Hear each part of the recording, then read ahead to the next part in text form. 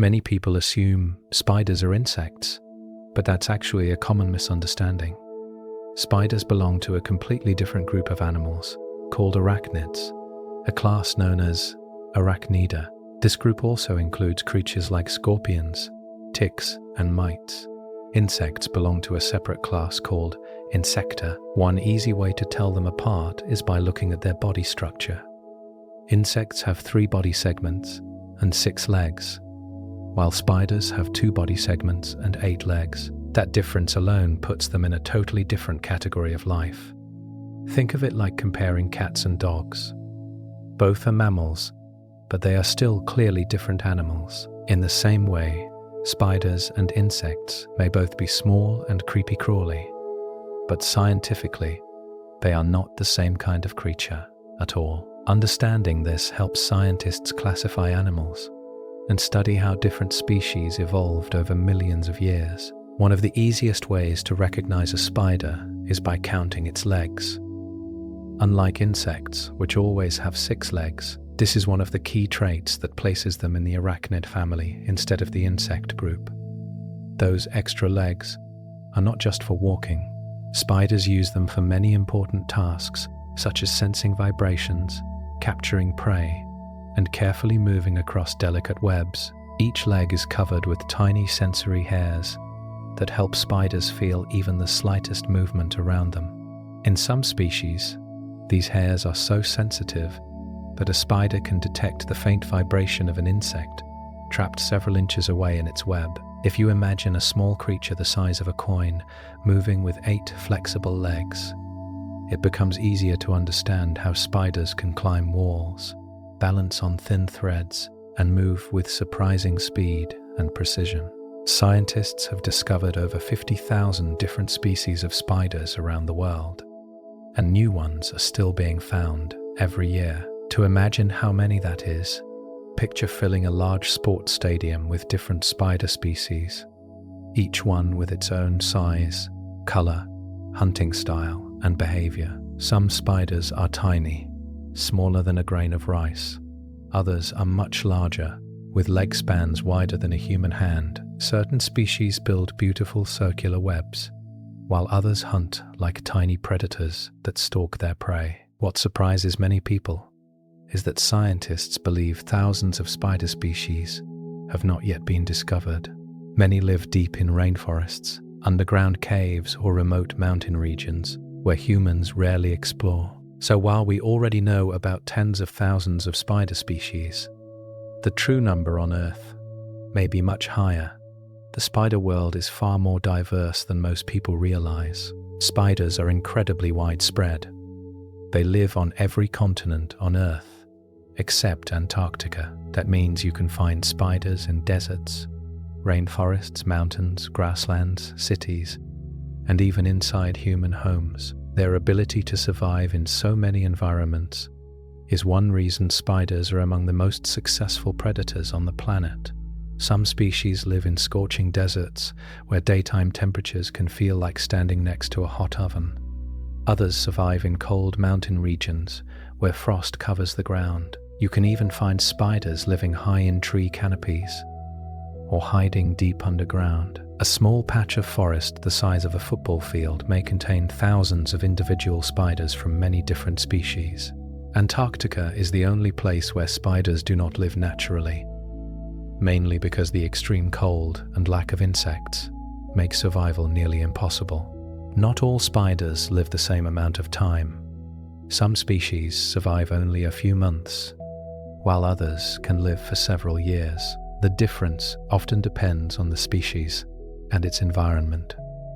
Small spiders that hatch in the spring often grow quickly, reproduce, and die before winter arrives. Their entire life cycle can happen within a single season.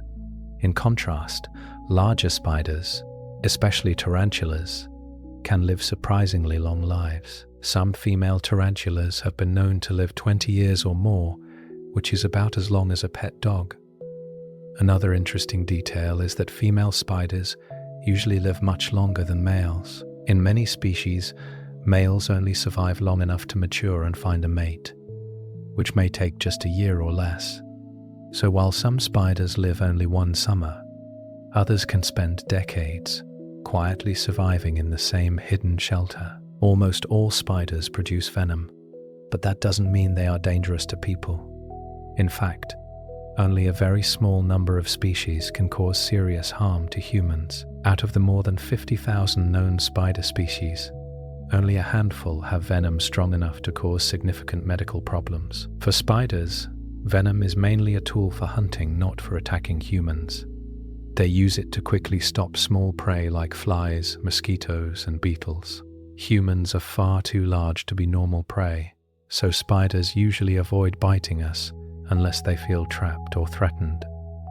A good way to imagine the difference is size. Many spiders are only as big as a coin, or smaller, and their venom is designed for insects that weigh far less than a paperclip. So despite their scary reputation, most spiders are actually harmless helpers that quietly control pest insects. As we move forward, feel free to share where you're listening from, or leave a quick thought below. And if this channel means something to you, subscribing is a small way to support the journey. Spider venom is not designed to attack large animals like humans.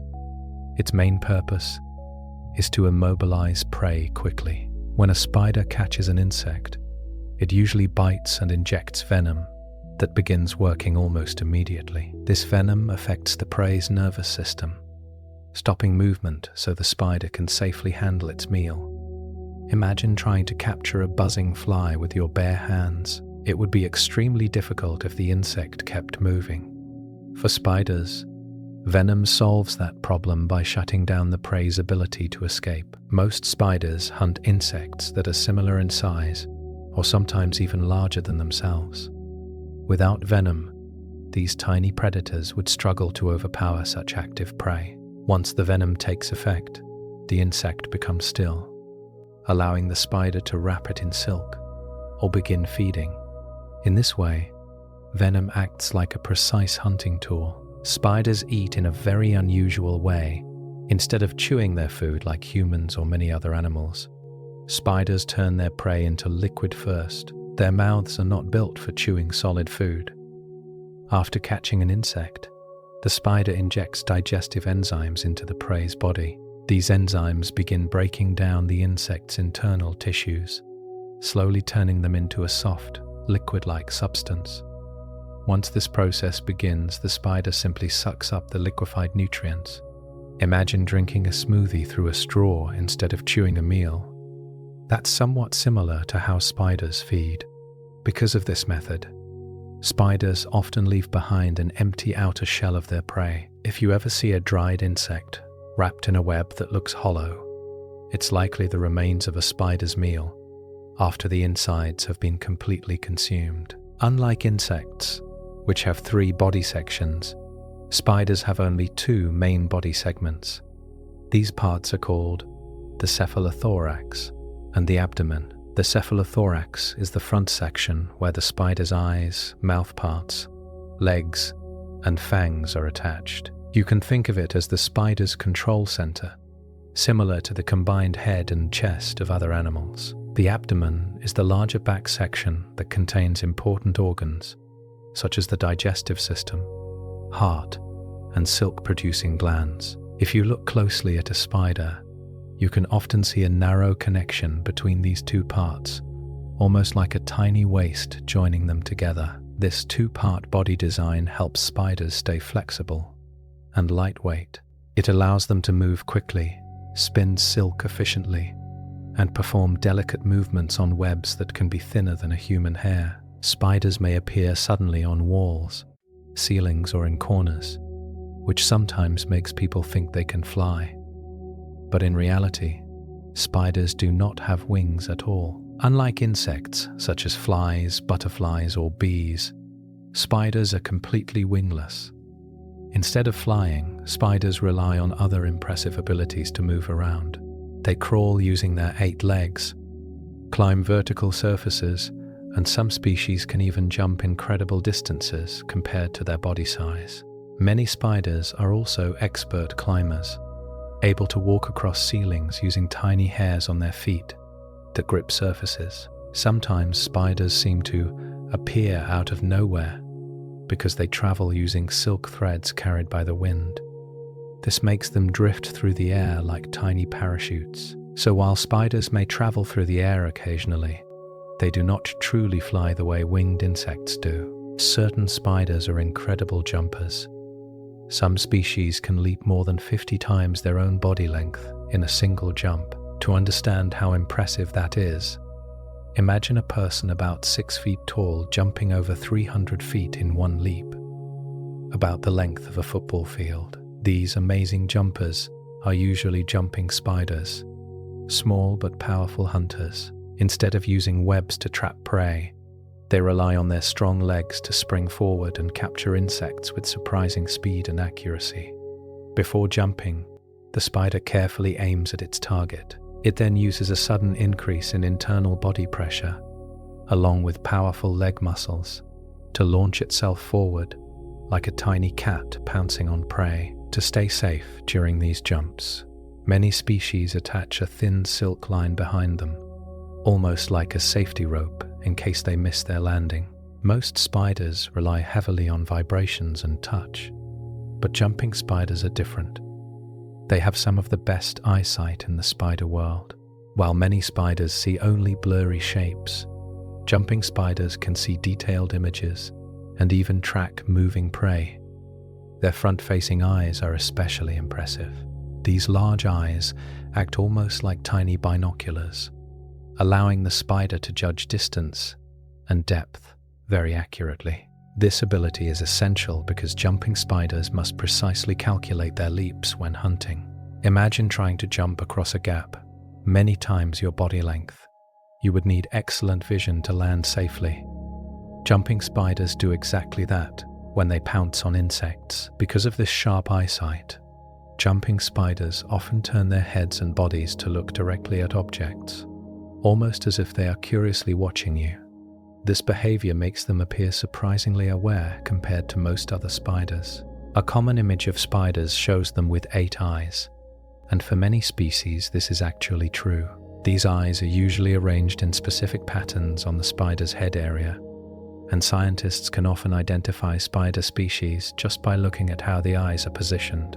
However, these 8 eyes do not all work like human eyes. In most spiders, vision is not very sharp. Instead of forming clear pictures, many spiders use their eyes mainly to detect changes in light and movement. Think of it like having several motion sensors, rather than a high-definition camera. If an insect moves nearby, the spider's eyes quickly notice the change. Some spiders rely more on certain eyes than others. For example, jumping spiders use their large front eyes for detailed vision, while their other eyes help them detect movement around them, almost like a built-in 360-degree awareness system. While many spiders have several eyes, some species that live deep inside caves have no eyes at all. Over many generations, these spiders slowly lost their eyesight because they live in places where light never reaches. In a completely dark cave, eyes become useless. Maintaining organs that are never used costs energy. So evolution gradually favored spiders that relied on other senses instead. As a result, some cave spiders are born completely eyeless. Instead of sight, they depend heavily on touch and vibration. Their legs and bodies are covered with extremely sensitive hairs that can detect tiny movements in the air or on the ground. Even the faint movement of a small insect nearby can alert them.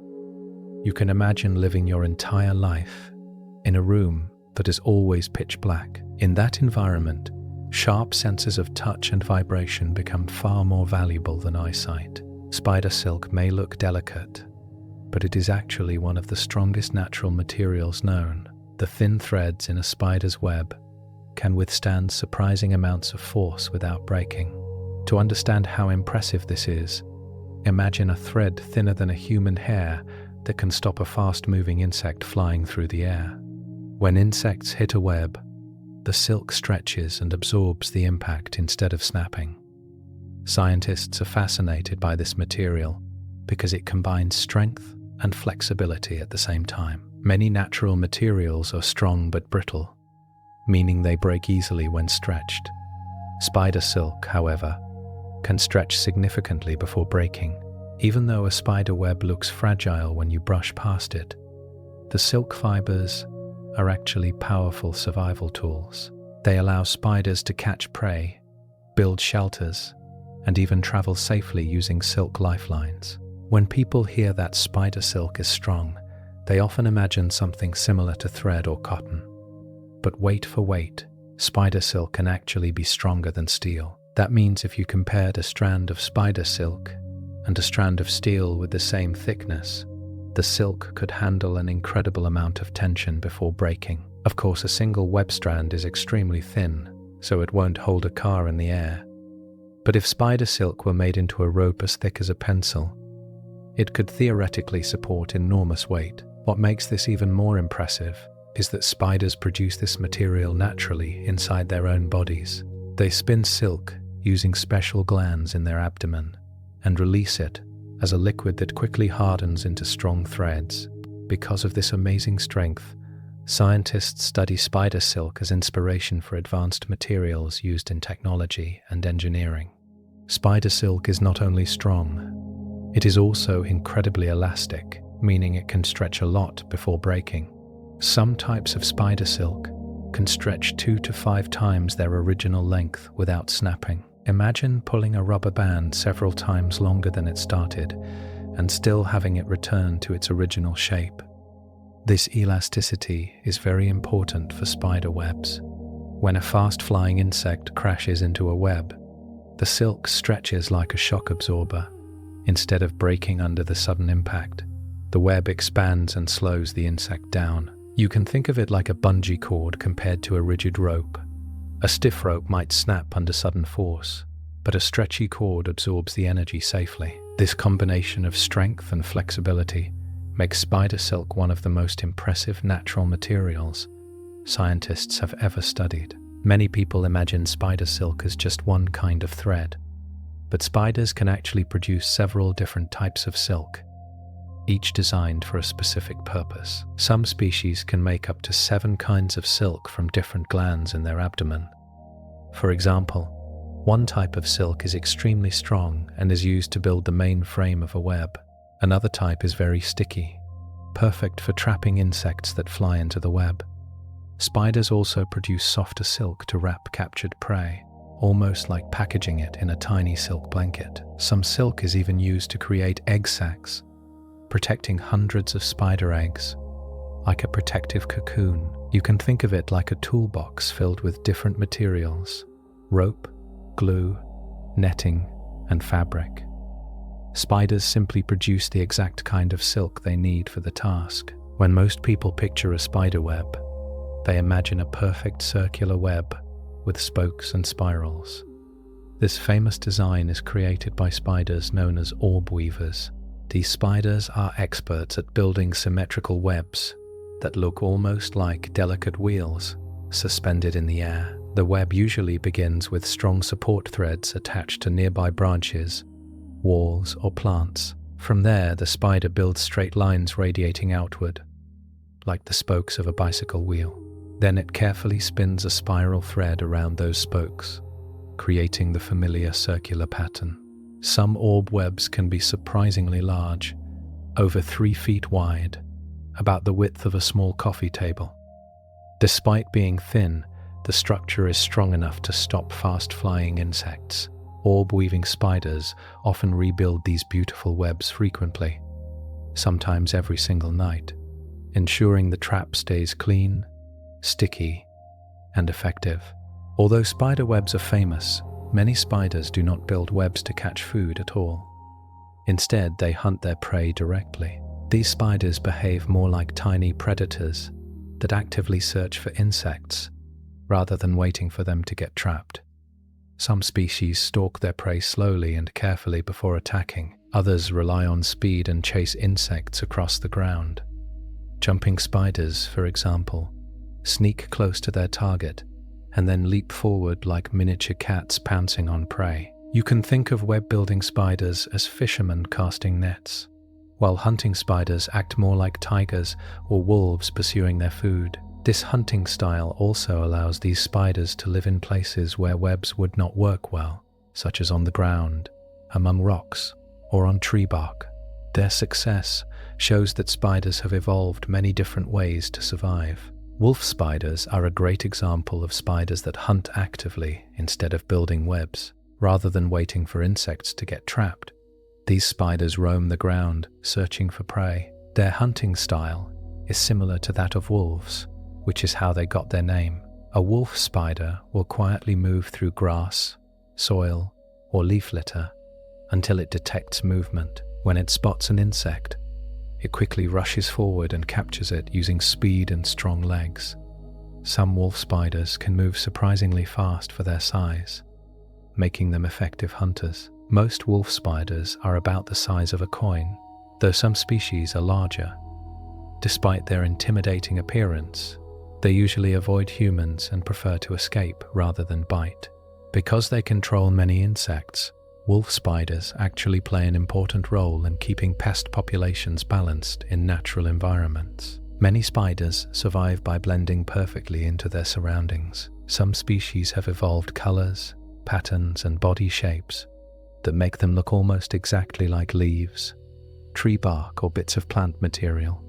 This ability is called camouflage. When a spider sits still on a leaf or tree trunk, it can become nearly invisible to a passing insect, or even to a human looking closely. It may appear to be nothing more than part of the plant. This disguise works in two important ways. First, it protects the spider from predators like birds or lizards that might want to eat it. Second, it helps the spider ambush prey. An insect may land nearby without realizing a predator is only inches away. Imagine a tiny hunter hiding in plain sight, looking exactly like the surface it sits on. That clever disguise gives many spiders a huge survival advantage. Some spiders survive by pretending to be something completely different. Ants. These are known as ant-mimicking spiders. Their bodies are shaped and colored in ways that closely resemble ants, helping them blend into groups of real ants.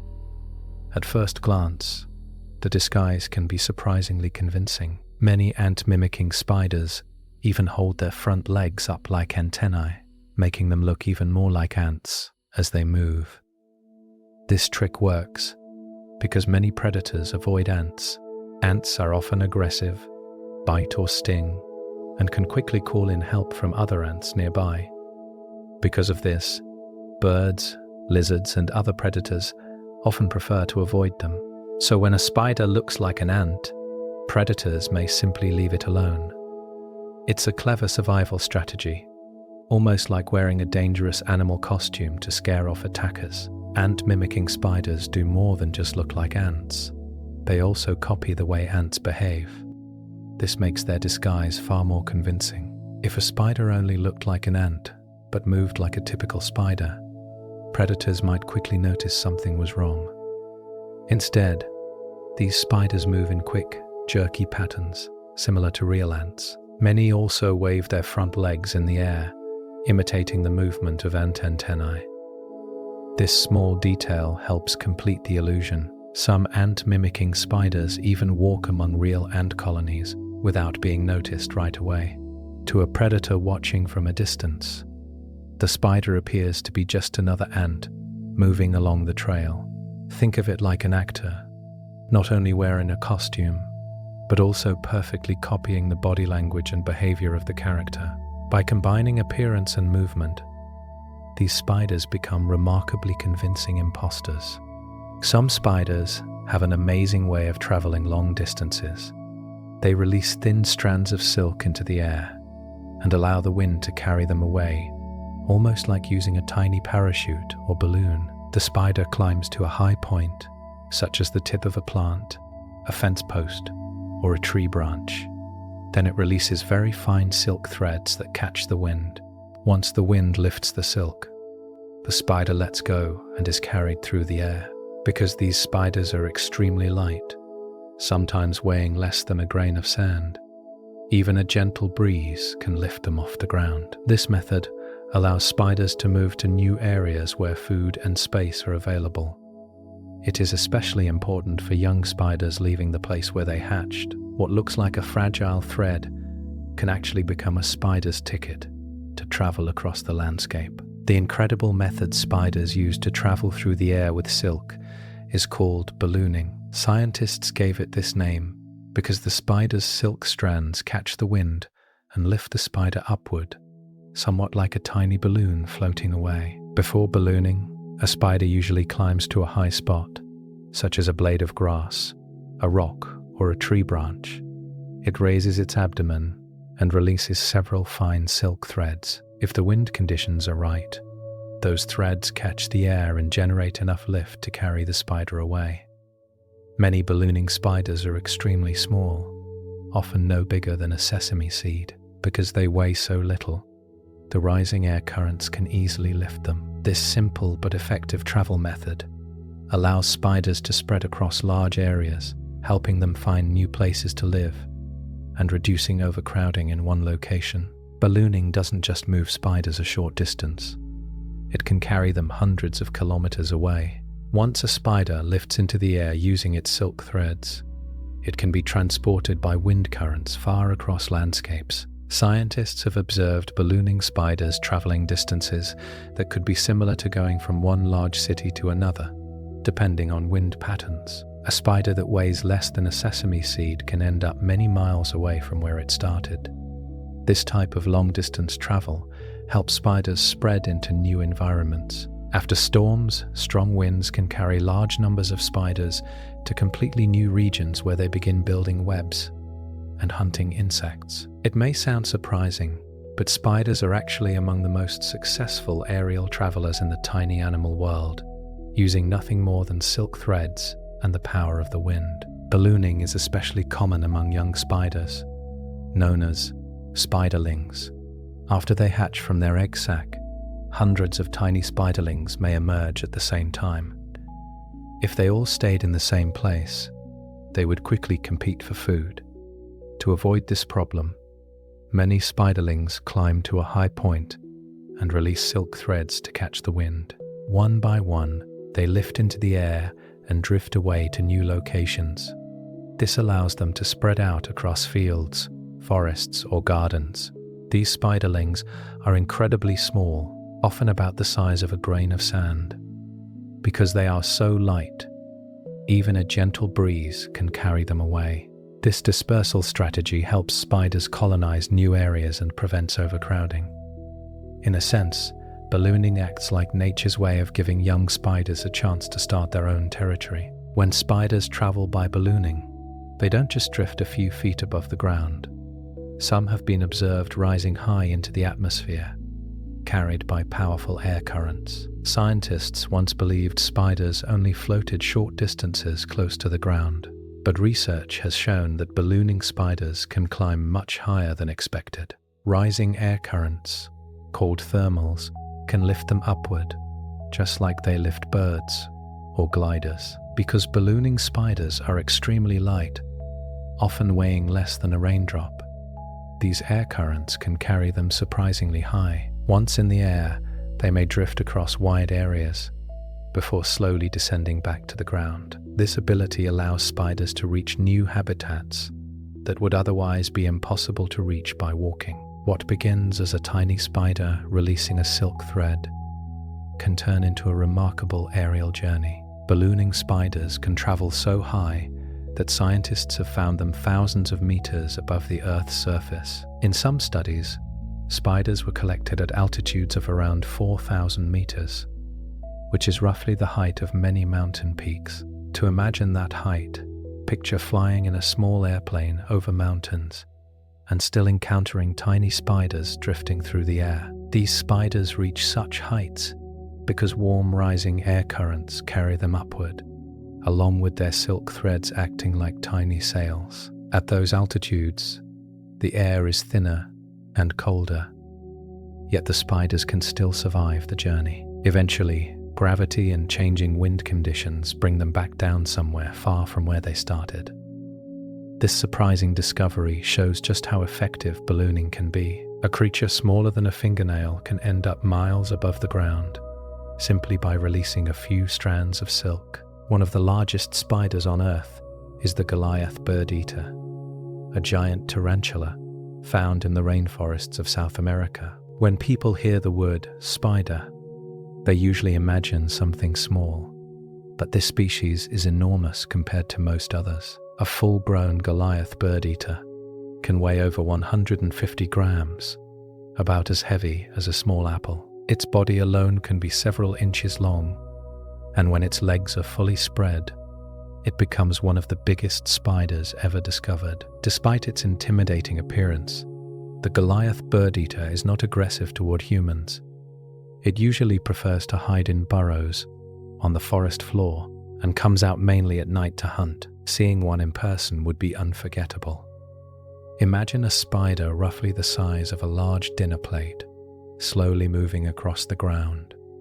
That gives an idea of how impressive this species can be. The Goliath bird-eater is famous not just for its weight, but also for its enormous leg span, which can exceed 30 centimeters, or about 12 inches. To picture that size, imagine a spider stretching its legs across something roughly as wide as a large dinner plate or a standard ruler. When fully spread out, its long, thick legs make the spider appear even larger than its body suggests. This wide leg span helps the spider move across the forest floor and detect vibrations from nearby prey.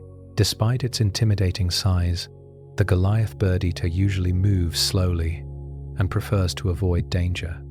If threatened, it may raise its front legs or rub its body hairs to create a warning sound. Seeing a spider this large in the wild can be shocking, but in reality it is simply another predator playing its role in the rainforest ecosystem. The name Goliath bird-eater sounds dramatic, and many people assume this giant spider regularly hunts birds, but that idea is mostly a misunderstanding. In reality, this spider rarely eats birds at all.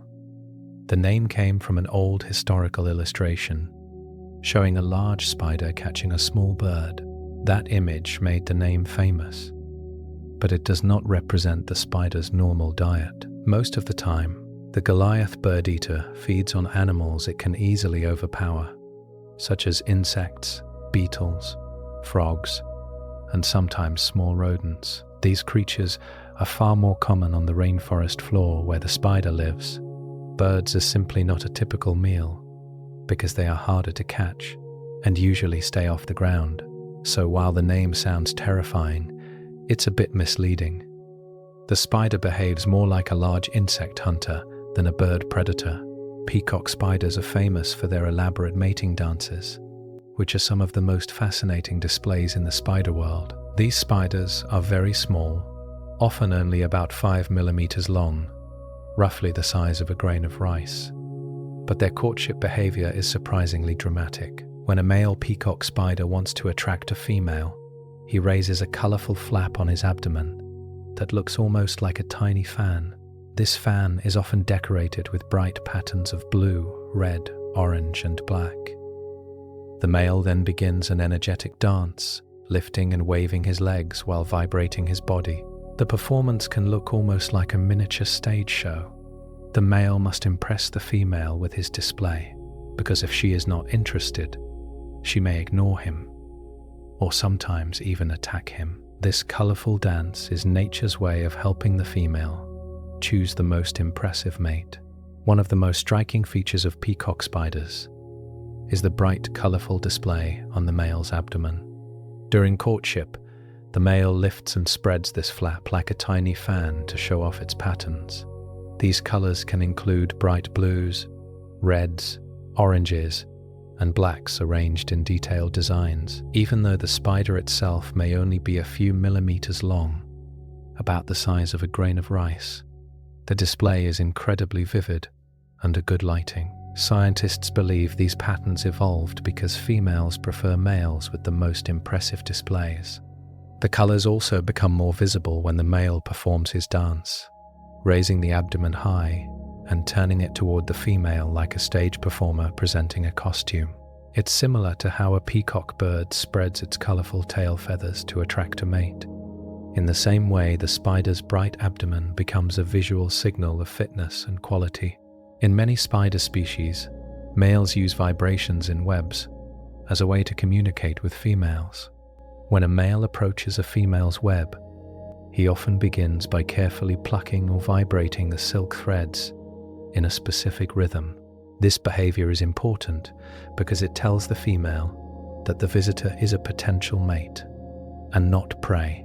If the male simply walked across the web without signaling, the female might mistake him for food and attack. The vibrations travel quickly through the silk threads, almost like messages sent through a telephone wire. The female can detect these signals through sensitive hairs on her legs that feel even the tiniest movements. In a way, it's similar to knocking on a door before entering. The male spider is announcing his presence politely, hoping the female recognizes the signal and allows him to approach safely. For many male spiders, finding a mate can be dangerous. In some species, the female is much larger and stronger, and she may see the male as potential food instead of a partner. Because of this, mating can become a risky moment for the male. If the male approaches too quickly or fails to signal properly, the female might attack and eat him. This behavior surprises many people, but it happens because spiders are natural predators that react strongly to movement. To reduce the risk, males often perform careful courtship behaviors. Some vibrate webs, others dance, and some approach slowly to show they are not prey. Even with these precautions, the danger remains. For a male spider, attempting to reproduce can sometimes feel like walking into the territory of a predator much larger than himself. Nature can be harsh, and survival is never guaranteed. In some spider species, the female may eat the male during or after mating. This behavior is known as sexual cannibalism. It sounds shocking, but in the spider world, it can actually serve a biological purpose. Female spiders often need large amounts of energy to produce eggs. By consuming the male, the female gains extra nutrients that may help her produce healthier offspring. In a strange way, the male's body becomes an additional food source that supports the next generation. However, this behavior does not happen in most spider species. It is only common in certain types of spiders, such as some orb weavers and widows. Popular culture often exaggerates this idea, making it seem like every spider behaves this way, which is not true. Even so, the possibility of being eaten makes spider courtship one of the riskiest mating situations in the animal kingdom. In a few spider species, males appear to sacrifice themselves during mating, which may actually increase their chances of successful reproduction. In these cases, the male allows the female to eat him while mating is taking place. At first, this seems like a terrible outcome for the male. However, scientists have found that this behavior can sometimes increase the amount of sperm transferred to the female. The longer mating continues, the greater the chance that the male's genes will be passed to the next generation. In a sense, the male is investing everything into reproduction. Since many male spiders have only one opportunity to mate in their lifetime, ensuring that mating is successful can be more important than survival. Although this behavior occurs in only certain species, it is one of the most extreme examples of reproductive strategy found in the animal world. In many spider species, the female is much larger than the male, sometimes by a surprising amount. In certain spiders, the female can be 2 to 10 times bigger than her male partner. For example, in some orb-weaving spiders, the female may be about the size of a large coin, while the male is closer to the size of a small grain of rice. This dramatic size difference is known as sexual size dimorphism. The main reason for this difference is reproduction. Larger females can produce and carry many more eggs, which increases the chances that some offspring will survive. Males, on the other hand, do not need large bodies for egg production. Instead, they benefit from being smaller and lighter, which helps them move quickly while searching for females. This size imbalance also explains why male spiders often approach females very cautiously during courtship.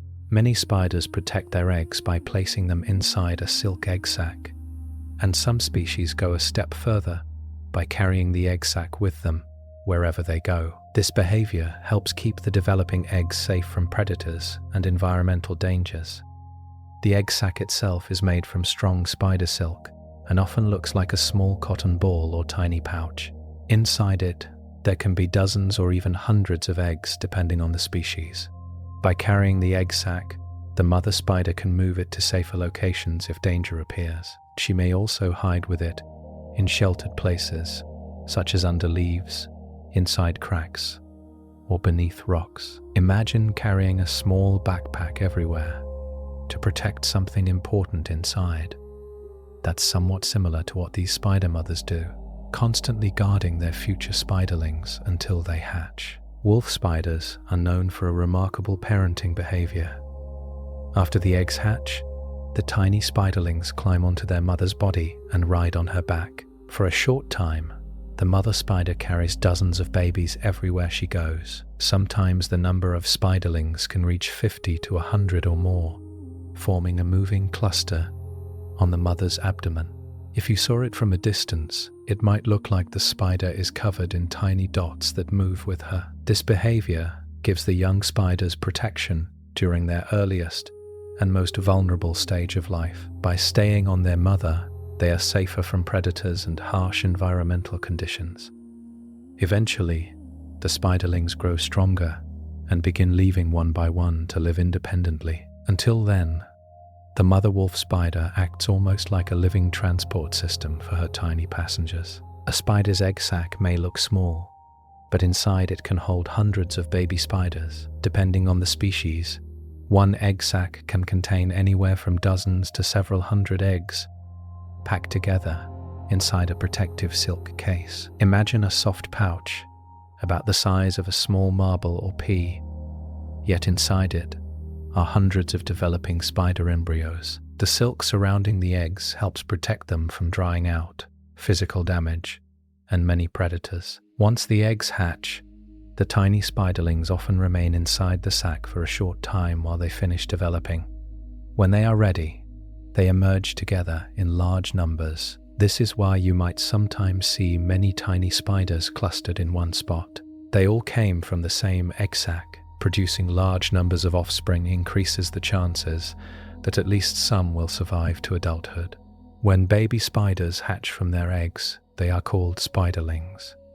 These tiny creatures already look like miniature versions of adult spiders. They have 8 legs, small bodies, and the basic features needed to survive. However, spiderlings are extremely small. Many are no larger than a grain of sand or a tiny speck of dust. Because of their size, they are very vulnerable to predators and environmental dangers. At first, spiderlings usually stay close to where they hatched. During this early stage, they may rely on stored nutrients from the egg before they begin hunting tiny prey. Despite their small size, spiderlings grow quickly. As they develop, they will shed their outer skeleton several times, becoming larger with each stage.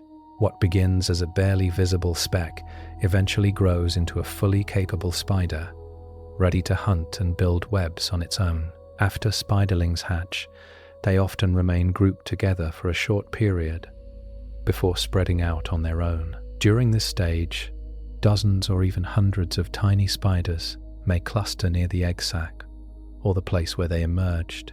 At first glance, this cluster can look like a moving patch of tiny dots, sometimes covering an area no bigger than a coin or small leaf. Staying together briefly may help protect the spiderlings from drying out and can make it easier for them to begin exploring their surroundings.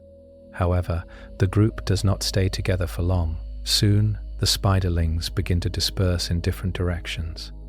Many climb to high points and release silk threads to travel by ballooning, allowing them to spread across wide areas. This temporary gathering is simply the first step before each young spider begins its independent life. Spiders have an impressive ability.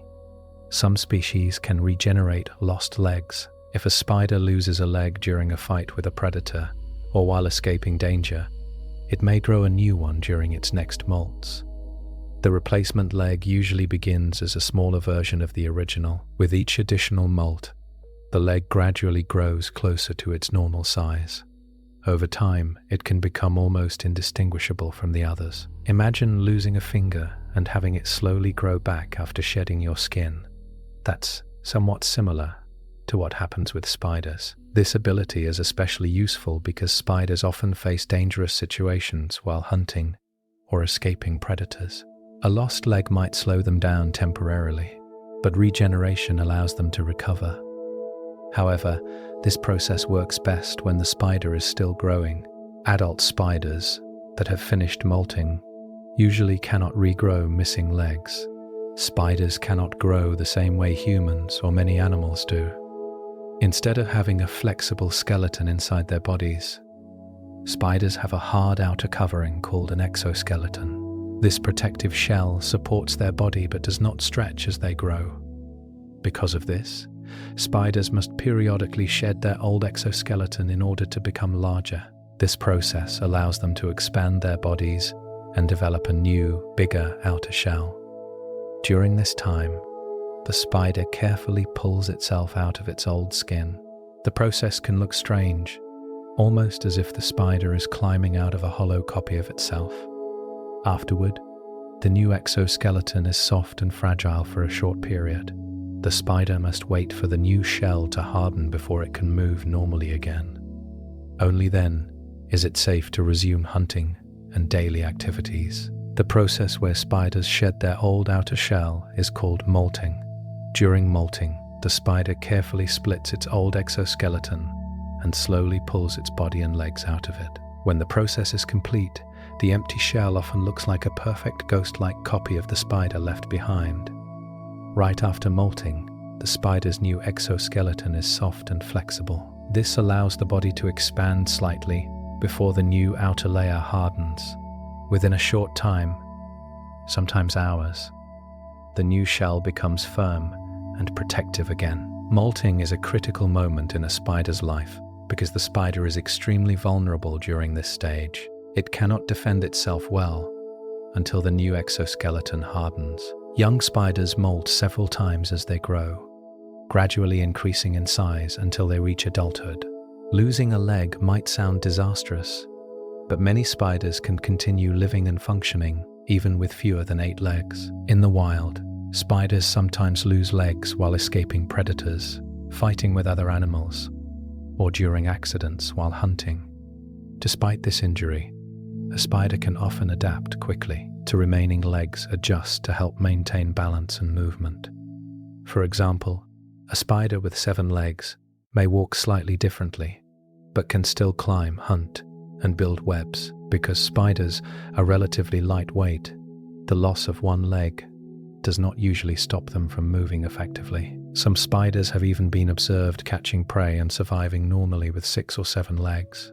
In species that are still growing, the missing leg may gradually regenerate during future molts. This resilience helps spiders survive injuries that might be far more serious for many other animals. Even after losing a leg, certain spiders can continue hunting almost as effectively as before. Their bodies are surprisingly adaptable because spiders normally have 8 legs. Losing 1 or 2 does not completely prevent them from moving, climbing, or capturing prey.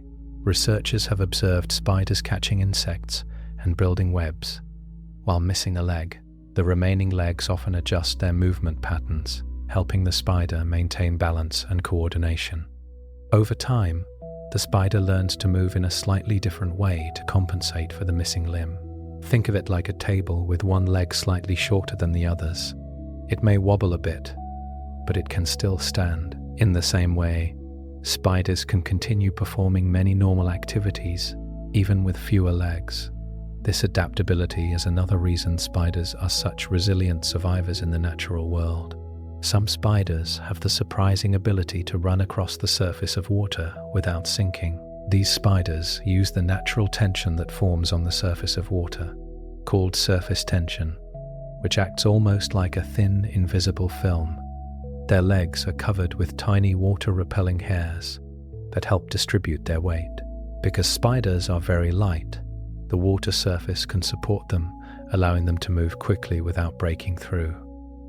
To imagine this, think of how a water strider insect glides across a pond. Certain spiders move in a similar way, using fast leg movements to stay on top of the water. This skill is especially useful for spiders that live near lakes, rivers, or wetlands.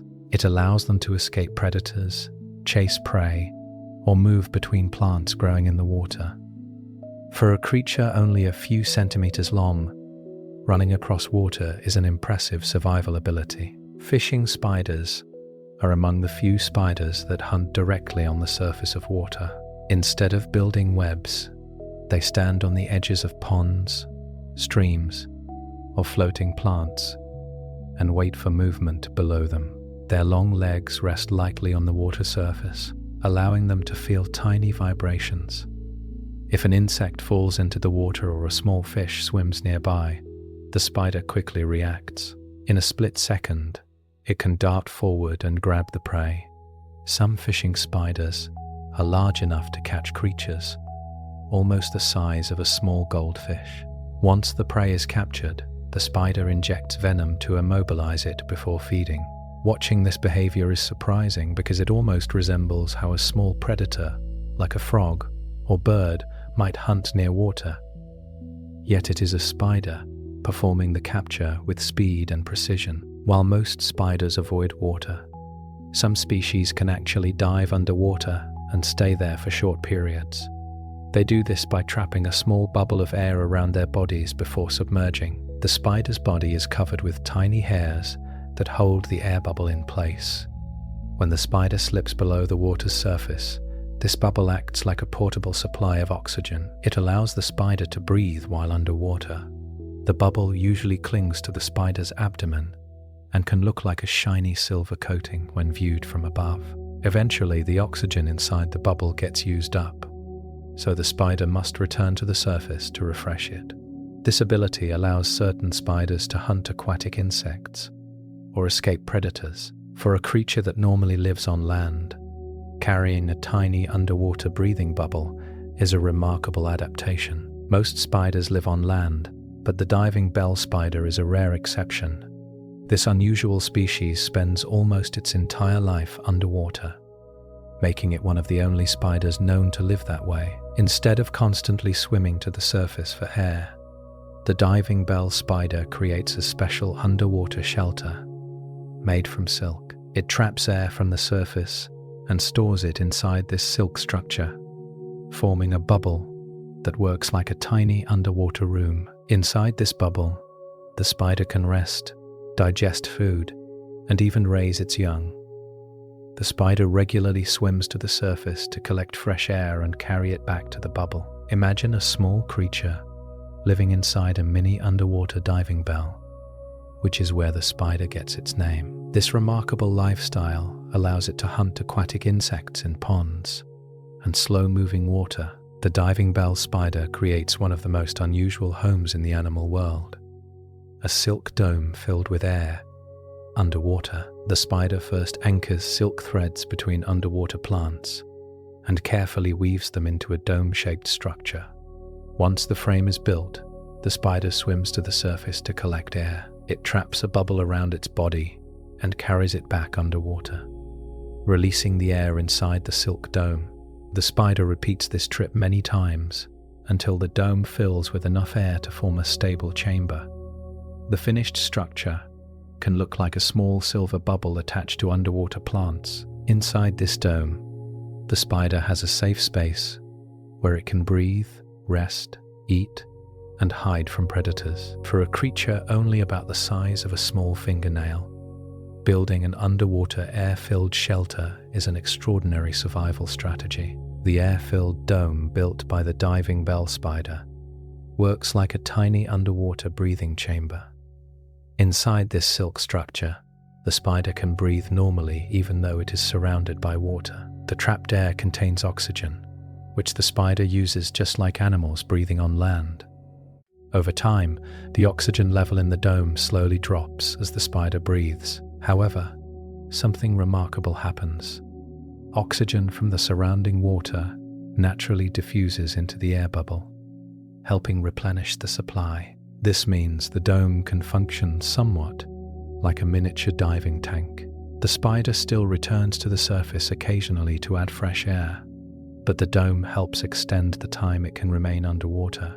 For a creature only about the size of a small coin, maintaining a personal underwater breathing chamber is an incredible engineering feat, created entirely from silk. Spiders have an amazing ability to detect vibrations through their legs, which helps them understand what is happening around them. Instead of relying heavily on sight, many spiders use vibrations as their main way of sensing the world. When an insect becomes trapped in a web or walks across nearby surfaces, it creates tiny movements. These vibrations travel through silk threads, leaves, or the ground. The spider's legs are extremely sensitive and can pick up these signals almost instantly. Think of it like feeling someone walking across a wooden floor in another room. Even without seeing them, you can sense the movement through the surface.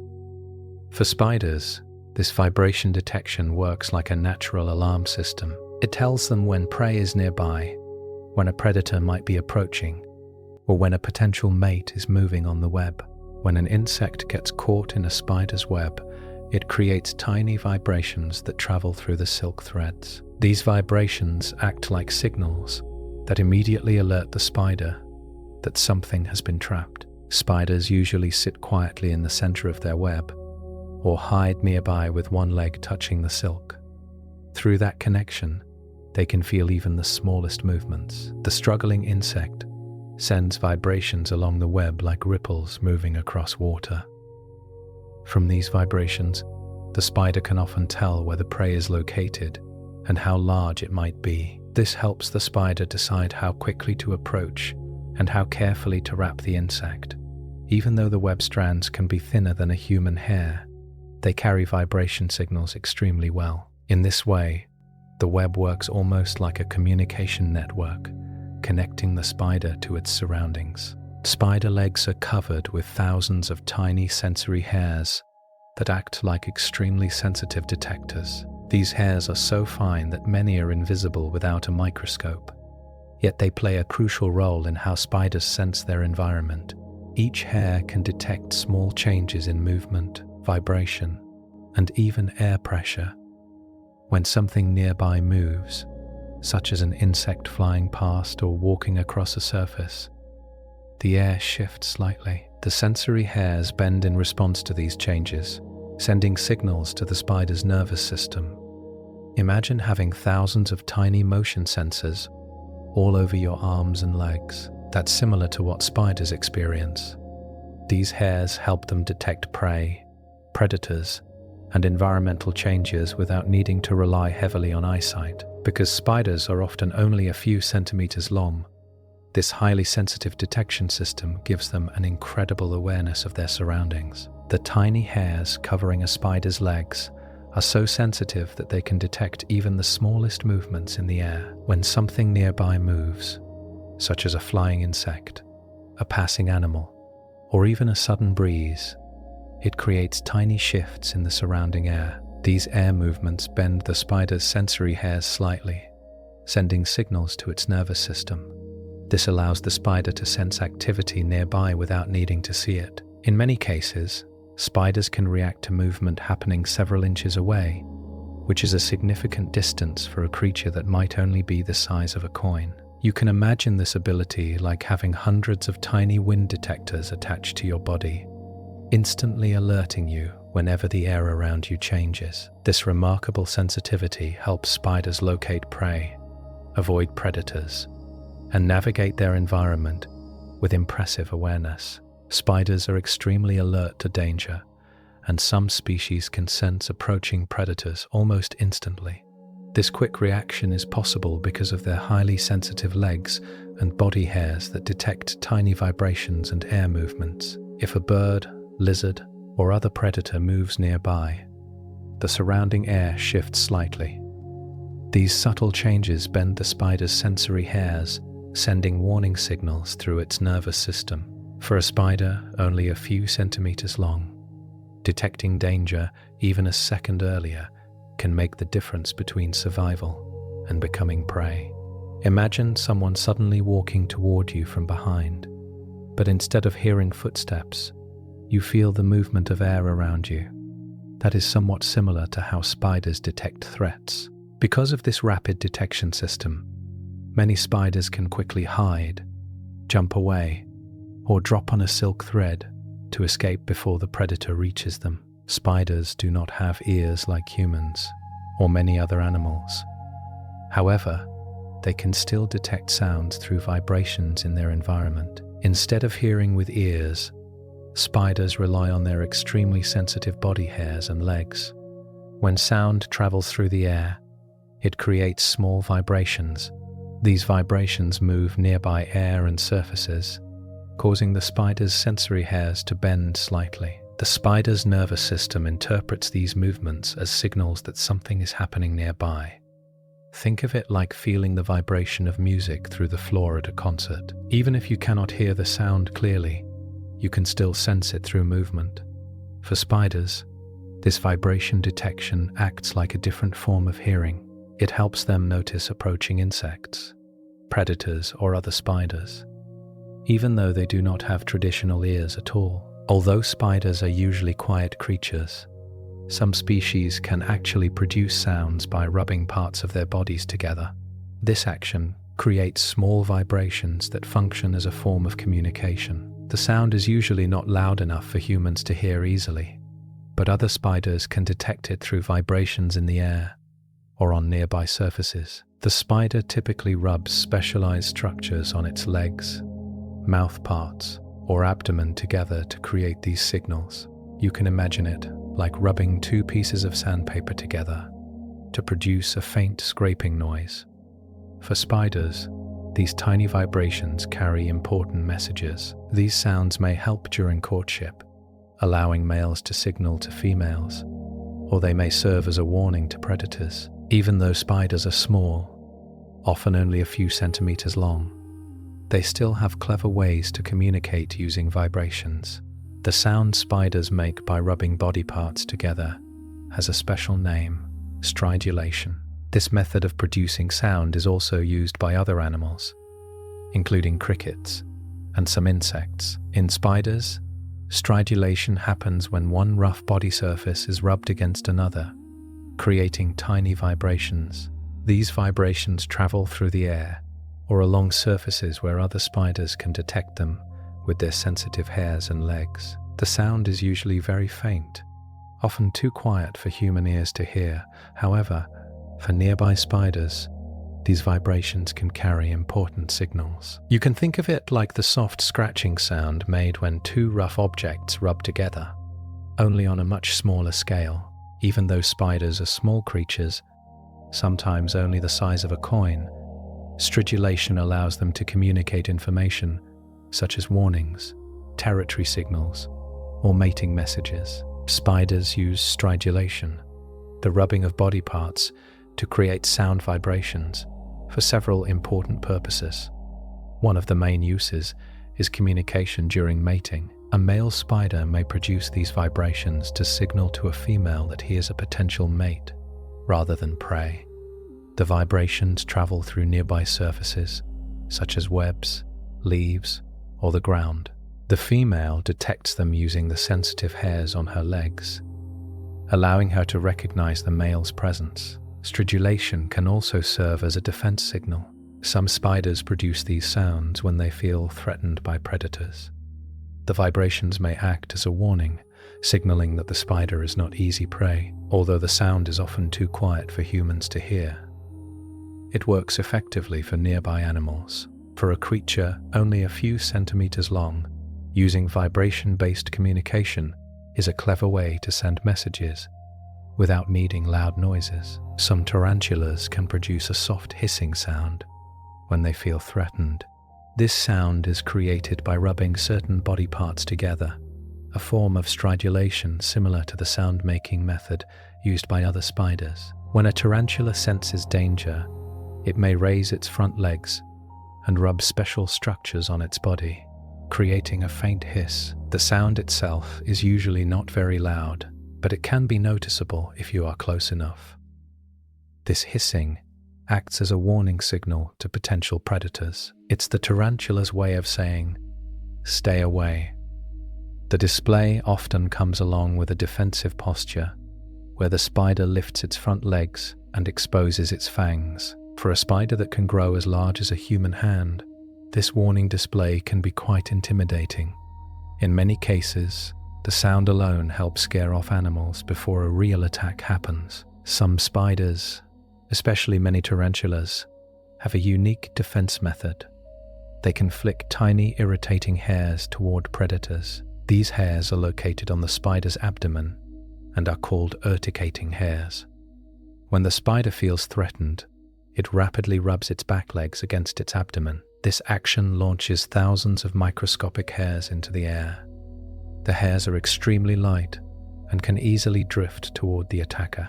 To understand how small they are, imagine dust-like particles floating through the air. Even though they are tiny, these hairs can cause irritation when they touch skin or eyes. For predators such as small mammals or birds, this irritation can be very uncomfortable. The hairs may cause itching or burning sensations, encouraging the predator to retreat. This defense allows the spider to protect itself without needing to bite or fight directly.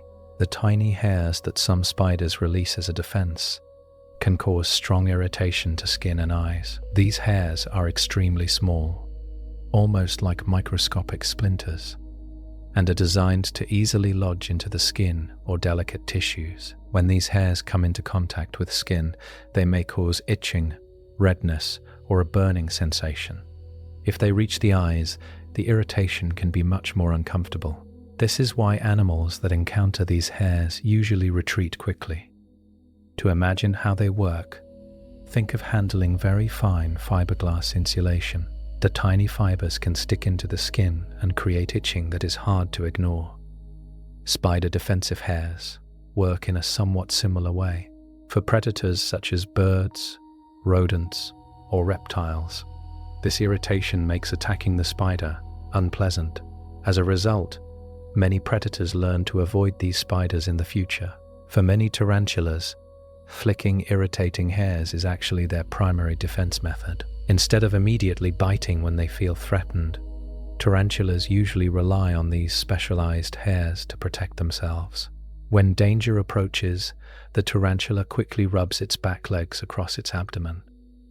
This action releases thousands of tiny hairs into the air, sending them toward the predator. Because the hairs are extremely light, almost like fine dust particles, they can easily spread and reach the attacker. Once the hairs contact skin or eyes, they cause strong irritation. This unpleasant sensation usually convinces predators to back away quickly.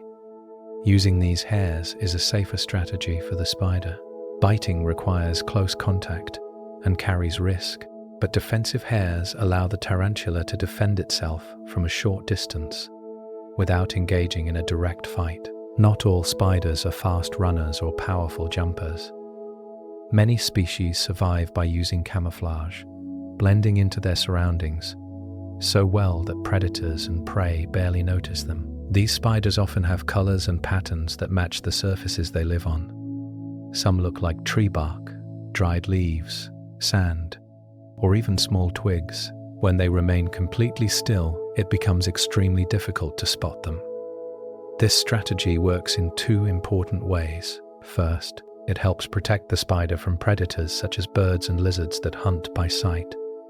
Second, it allows the spider to ambush insects that pass nearby without realizing danger is present. Imagine placing a small brown spider on rough tree bark. If the spider's colors match perfectly, it may disappear into the background, almost like a hidden object in a puzzle. For many spiders, being invisible is far more useful than being fast. Some crab spiders have an incredible ability. They can change their body color to match the flowers they sit on. These spiders often wait on petals where insects such as bees and butterflies come to feed on nectar. Depending on the flower, the spider may slowly change its color to white, yellow, or pale pink. This transformation helps it blend into the flower so well that visiting insects often cannot see the spider at all. The color change does not happen instantly like a chameleon. Instead, it usually takes several days for the spider's body to gradually adjust to the new shade. Imagine sitting on a bright yellow flower while wearing clothing that slowly turns the exact same color.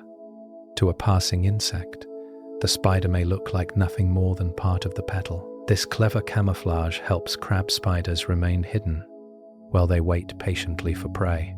Crab spiders that change color use this ability for a clever hunting strategy. Instead of chasing prey, they ambush insects that visit flowers, especially pollinators like bees, flies, and butterflies. Once the spider blends perfectly with the flower, it stays completely still and waits. To an approaching insect, the spider looks like part of the petal. When the insect lands to collect nectar, the spider suddenly grabs it with its strong front legs. Crab spiders are called crab spiders because their legs spread outward and allow them to move sideways like a crab.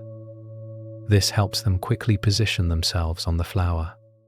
Many crab spiders are small, often only the size of a fingernail, yet they can capture insects larger than themselves. By hiding in plain sight, these spiders turn flowers into perfect hunting traps, where prey comes directly to them. Some spiders live underground and build hidden trapdoors at the entrances of their burrows. These spiders dig small tunnels in the soil and line the inside with silk to make the walls stronger and smoother. At the top of the tunnel, the spider creates a hinged door made from soil, plant material, and silk. From the outside, this door blends perfectly with the surrounding ground, making it almost impossible to notice. The spider waits just beneath this door, holding it closed with its legs. When an insect walks across the surface nearby, the spider feels the vibrations through the soil. In a sudden burst of speed, the spider pushes the door open, grabs the prey, and pulls it inside its burrow. The trapdoor quickly closes again, hiding all signs of the attack. It's like a tiny underground ambush trap, carefully designed by the spider itself. Trapdoor spiders are masters of hiding. They build underground burrows and cover the entrance with a silk-reinforced door that opens like a hinge. From the outside, the door looks just like part of the soil, often covered with tiny pieces of dirt, leaves, or moss. This camouflage makes the trapdoor extremely difficult to spot. Even if you were looking directly at it, the entrance might appear to be nothing more than a small patch of ground. The spider stays just beneath the door, holding it shut with its legs. When it senses vibrations from a nearby insect, it can instantly push the door open and grab the prey. After the quick attack, the spider pulls the insect inside and closes the door again, leaving the surface looking undisturbed. For predators or passing insects, the trapdoor is almost invisible, making it a perfect hidden hunting spot. Trapdoor spiders are extremely patient hunters. Instead of chasing insects, they remain hidden inside their underground burrow, waiting quietly beneath their camouflaged trapdoor. The spider keeps its legs touching the door or the surrounding soil, allowing it to feel vibrations from nearby movement. When an insect, such as a beetle or cricket, walks across the ground above, the vibrations travel through the surface like tiny signals. In an instant, the spider bursts out of the door, grabs the prey, and pulls it back into the tunnel. The entire attack can happen in less than a second. After the capture, the trapdoor closes again, making the entrance look like nothing happened. To an observer, the ground appears completely normal. This hunting strategy is similar to a hidden ambush trap, where the predator stays concealed and waits for the perfect moment to strike. Not all spider webs are circular. Some spiders build funnel-shaped webs that look like flat sheets of silk, leading into a narrow tunnel. These webs are commonly made by spiders known as funnel weavers.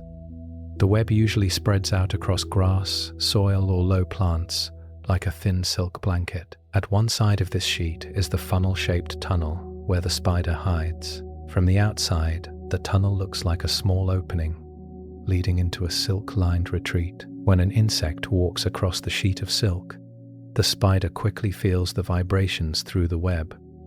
In a flash, it rushes out of the funnel, grabs the insect, and drags it back into the tunnel. This design works like a hidden doorway connected to a trap, allowing the spider to remain protected while still catching passing insects efficiently. Funnel webs are cleverly designed so that prey naturally moves toward the spider's hiding place.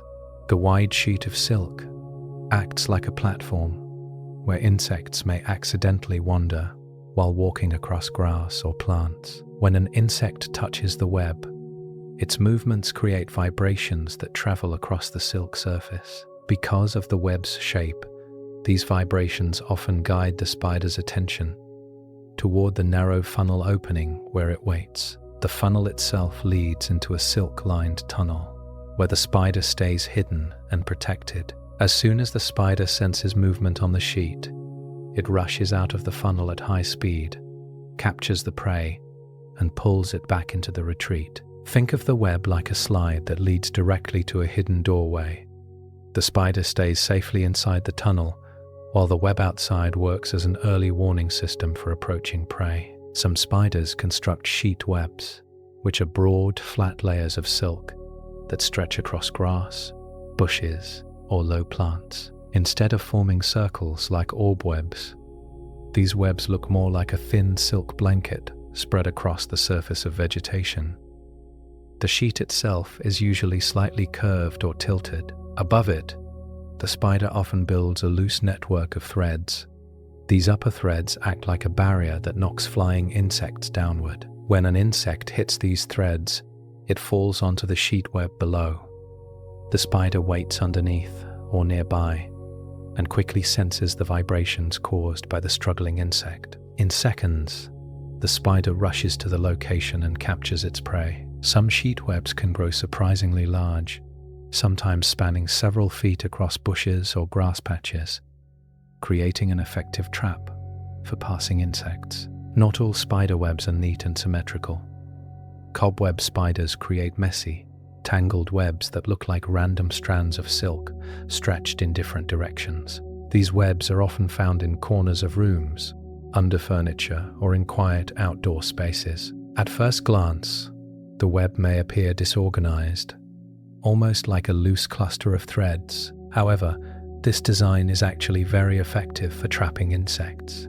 The sticky strands catch crawling or flying insects that wander into the web. Once an insect becomes stuck, the spider quickly moves in to wrap it with silk and deliver a venomous bite. Many cobweb spiders stay hidden in a nearby corner while waiting for vibrations that signal trapped prey. These webs may look chaotic, but the spider places the threads carefully. What seems messy to us is actually a well-planned trap designed for capturing insects efficiently. The famous black widow spider belongs to the group known as cobweb spiders, which build irregular, tangled webs instead of neat circular ones. These webs are usually found in quiet, sheltered places, such as wood piles, garages, sheds, or under outdoor furniture. A black widow's web often looks like a loose, messy network of silk strands, stretching in many directions. Despite its messy appearance, the web is designed to trap insects that wander into the sticky threads. The female black widow is easy to recognize by her shiny black body and the distinct red hourglass marking on her abdomen. Most females are about the size of a small marble, though their legs make them appear larger. Although black widows have a powerful venom, they usually avoid humans and prefer to stay hidden in their webs, where they quietly catch insects. The venom of the black widow spider is extremely potent compared to the spider's small size. The venom contains powerful compounds that affect the nervous system of its prey, helping the spider quickly immobilize insects caught in its web. For tiny prey like flies or beetles, this venom works very quickly. The spider bites the trapped insect, and the venom spreads through the prey's body, stopping movement so the spider can safely wrap it in silk. People often hear that black widow venom is stronger than snake venom, which can be misleading. What scientists mean is that drop for drop, The venom can be very potent. However, the spider injects only a very small amount. A female black widow is usually about the size of a small marble, so its venom evolved mainly for catching insects, not for attacking large animals, like humans. Even though black widow venom is very potent, bites to humans are rarely fatal. This often surprises people because black widows have a frightening reputation. When a bite does occur, it can cause symptoms such as muscle pain, cramps, sweating, and nausea. These symptoms happen because the venom affects the nervous system. However, most healthy adults recover with proper medical care. Serious complications are more likely in very young children, elderly individuals, or people with certain health conditions. But even in these cases, fatalities are extremely uncommon today. One reason deaths are rare is that black widows usually inject only a small amount of venom, and sometimes they deliver what scientists call a dry bite, meaning little or no venom is injected. In addition, modern medical treatments make black widow bites far less dangerous than people often imagine. The Sydney funnel web spider is often considered one of the most dangerous spiders in the world. This species lives mainly in eastern Australia, particularly around the city of Sydney. Unlike many spiders that try to escape, the Sydney funnel web is known for being defensive and capable of delivering a serious bite if threatened. Its venom affects the human nervous system and can cause severe symptoms if untreated. The spider itself is usually about 3 to 5 centimeters long, roughly the size of a large coin, with a shiny dark body and powerful fangs. Despite its relatively small size, its venom is unusually strong compared to many other spiders. However, it's important to remember that serious bites are very rare. Most people never encounter this spider in the wild, and when they do, the spider usually avoids contact if left undisturbed. The venom of the Sydney funnel web spider is powerful because it directly affects the human nervous system. The venom contains special compounds that interfere with how nerve cells send signals throughout the body. When the venom enters the bloodstream, it can cause symptoms such as muscle spasms, sweating, rapid heartbeat, and difficulty breathing. These effects happen because the venom disrupts the normal communication between nerves and muscles. One reason this spider's venom is particularly dangerous is that it affects humans more strongly than many other animals. Interestingly, some mammals like dogs or cats may experience milder effects than people. Despite its dangerous reputation, serious outcomes are now extremely rare. Medical treatment can manage the symptoms effectively if care is given quickly.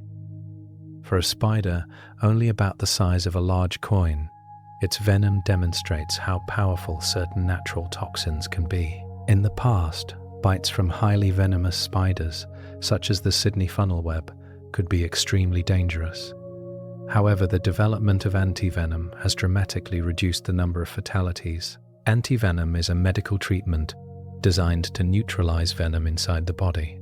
When doctors administer it to someone who has been bitten, the antivenom binds to the venom molecules and helps stop their harmful effects. Before antivenom was developed, severe spider bites could sometimes lead to life-threatening complications. Today, with modern medical care and antivenom available, deaths from these spiders have become extremely rare. Hospitals in regions where dangerous spiders live keep antivenom ready for emergencies. This quick access allows doctors to treat patients much faster. Thanks to advances in medicine, a spider bite that once caused serious concern can now often be treated safely and effectively. Spider venom is not just a single poison. It is actually a complex mixture of many different chemical compounds, each with its own effect. Scientists have discovered that spider venom can contain dozens or even hundreds of different molecules. These compounds often target the nervous systems of insects. Some molecules block nerve signals, while others interfere with muscles or body processes that insects need to move. This combination allows the spider to quickly immobilize its prey after a bite. What makes spider venom especially interesting to scientists is its precision. Many of the molecules affect very specific nerve channels or receptors. To imagine this, think of a toolbox filled with many specialized tools rather than just one. Spider venom works in a similar way, multiple chemical tools working together. Because of this complexity, researchers study spider venom to better understand biology and potentially develop useful medical treatments. Scientists are very interested in spider venom because some of its compounds may be useful for developing new medicines. While venom sounds dangerous, many of its molecules interact with the body in very precise ways. Researchers study these molecules to understand how they affect nerves, muscles, and pain signals. Some compounds can block certain nerve channels with incredible accuracy. This precision makes them valuable for medical research. For example, scientists are exploring whether certain spider venom molecules could help create new pain treatments. In some cases, these compounds may block pain signals more specifically than traditional medications. To imagine how powerful this is, think of a tiny molecule acting like a microscopic switch, turning certain nerve signals on or off. So even though spider venom evolved to catch insects, it may one day contribute to important medical discoveries that benefit humans. One exciting area of research involves using spider venom to develop new treatments for pain. Certain molecules found in spider venom can block specific nerve signals that carry pain messages to the brain.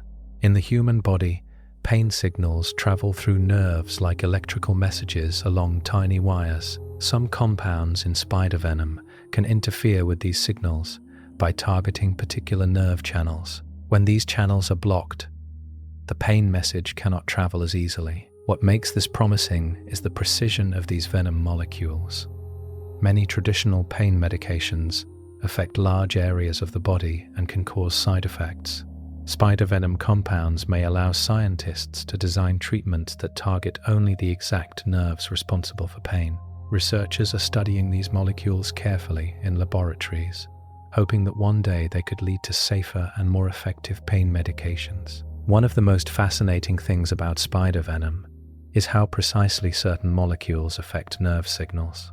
Inside the body, nerves communicate by sending tiny electrical signals through special gateways called ion channels. Some spider venom molecules can attach to these channels and turn them on or off, almost like flipping a microscopic switch. This ability allows the venom to quickly stop an insect's muscles from working, preventing it from escaping. What impresses scientists is the level of accuracy. Instead of affecting the entire nervous system randomly, many venom molecules target very specific nerve channels. This precision is one reason researchers study spider venom so closely. Imagine having a key that fits only one particular lock among thousands. Spider venom molecules can work in a similar way, interacting with extremely specific parts of the nervous system. This remarkable precision makes spider venom a valuable subject for scientific research. Spiders play a very important role in nature because they help control insect populations. Since most spiders feed mainly on insects, they act as natural pest controllers in many environments. A single spider may capture dozens of insects in a short period. And when you consider how many spiders live in a forest, garden, or field, the numbers become enormous. Scientists estimate that spiders worldwide consume hundreds of millions of tons of insects every year. To visualize that amount, imagine insects weighing as much as many thousands of large ships combined being eaten annually by spiders across the planet. This constant hunting helps keep insect populations balanced. Without spiders, insects such as flies, mosquitoes, and crop pests could multiply much faster. So even though many people fear spiders, they quietly perform a valuable job by reducing the number of insects that might otherwise overwhelm ecosystems. Spiders play such a major role in controlling insects that without them, insect populations could increase dramatically. Because spiders are found in forests, grasslands, farms, and even cities, they constantly remove huge numbers of insects from the environment. Imagine a garden where spiders suddenly disappeared. Flies, beetles, moths, and other insects would have far fewer predators, allowing their numbers to grow much faster. Over time, this could lead to serious imbalances in ecosystems. Scientists estimate that spiders around the world eat hundreds of millions of tons of insects every year. That amount is comparable to the combined weight of millions of cars. By constantly hunting and capturing insects, spiders help keep populations under control. This balance benefits many other animals and even humans, since fewer insects can mean less crop damage and fewer disease-carrying pests. Spiders are considered vital predators in many ecosystems because they help maintain balance among different species.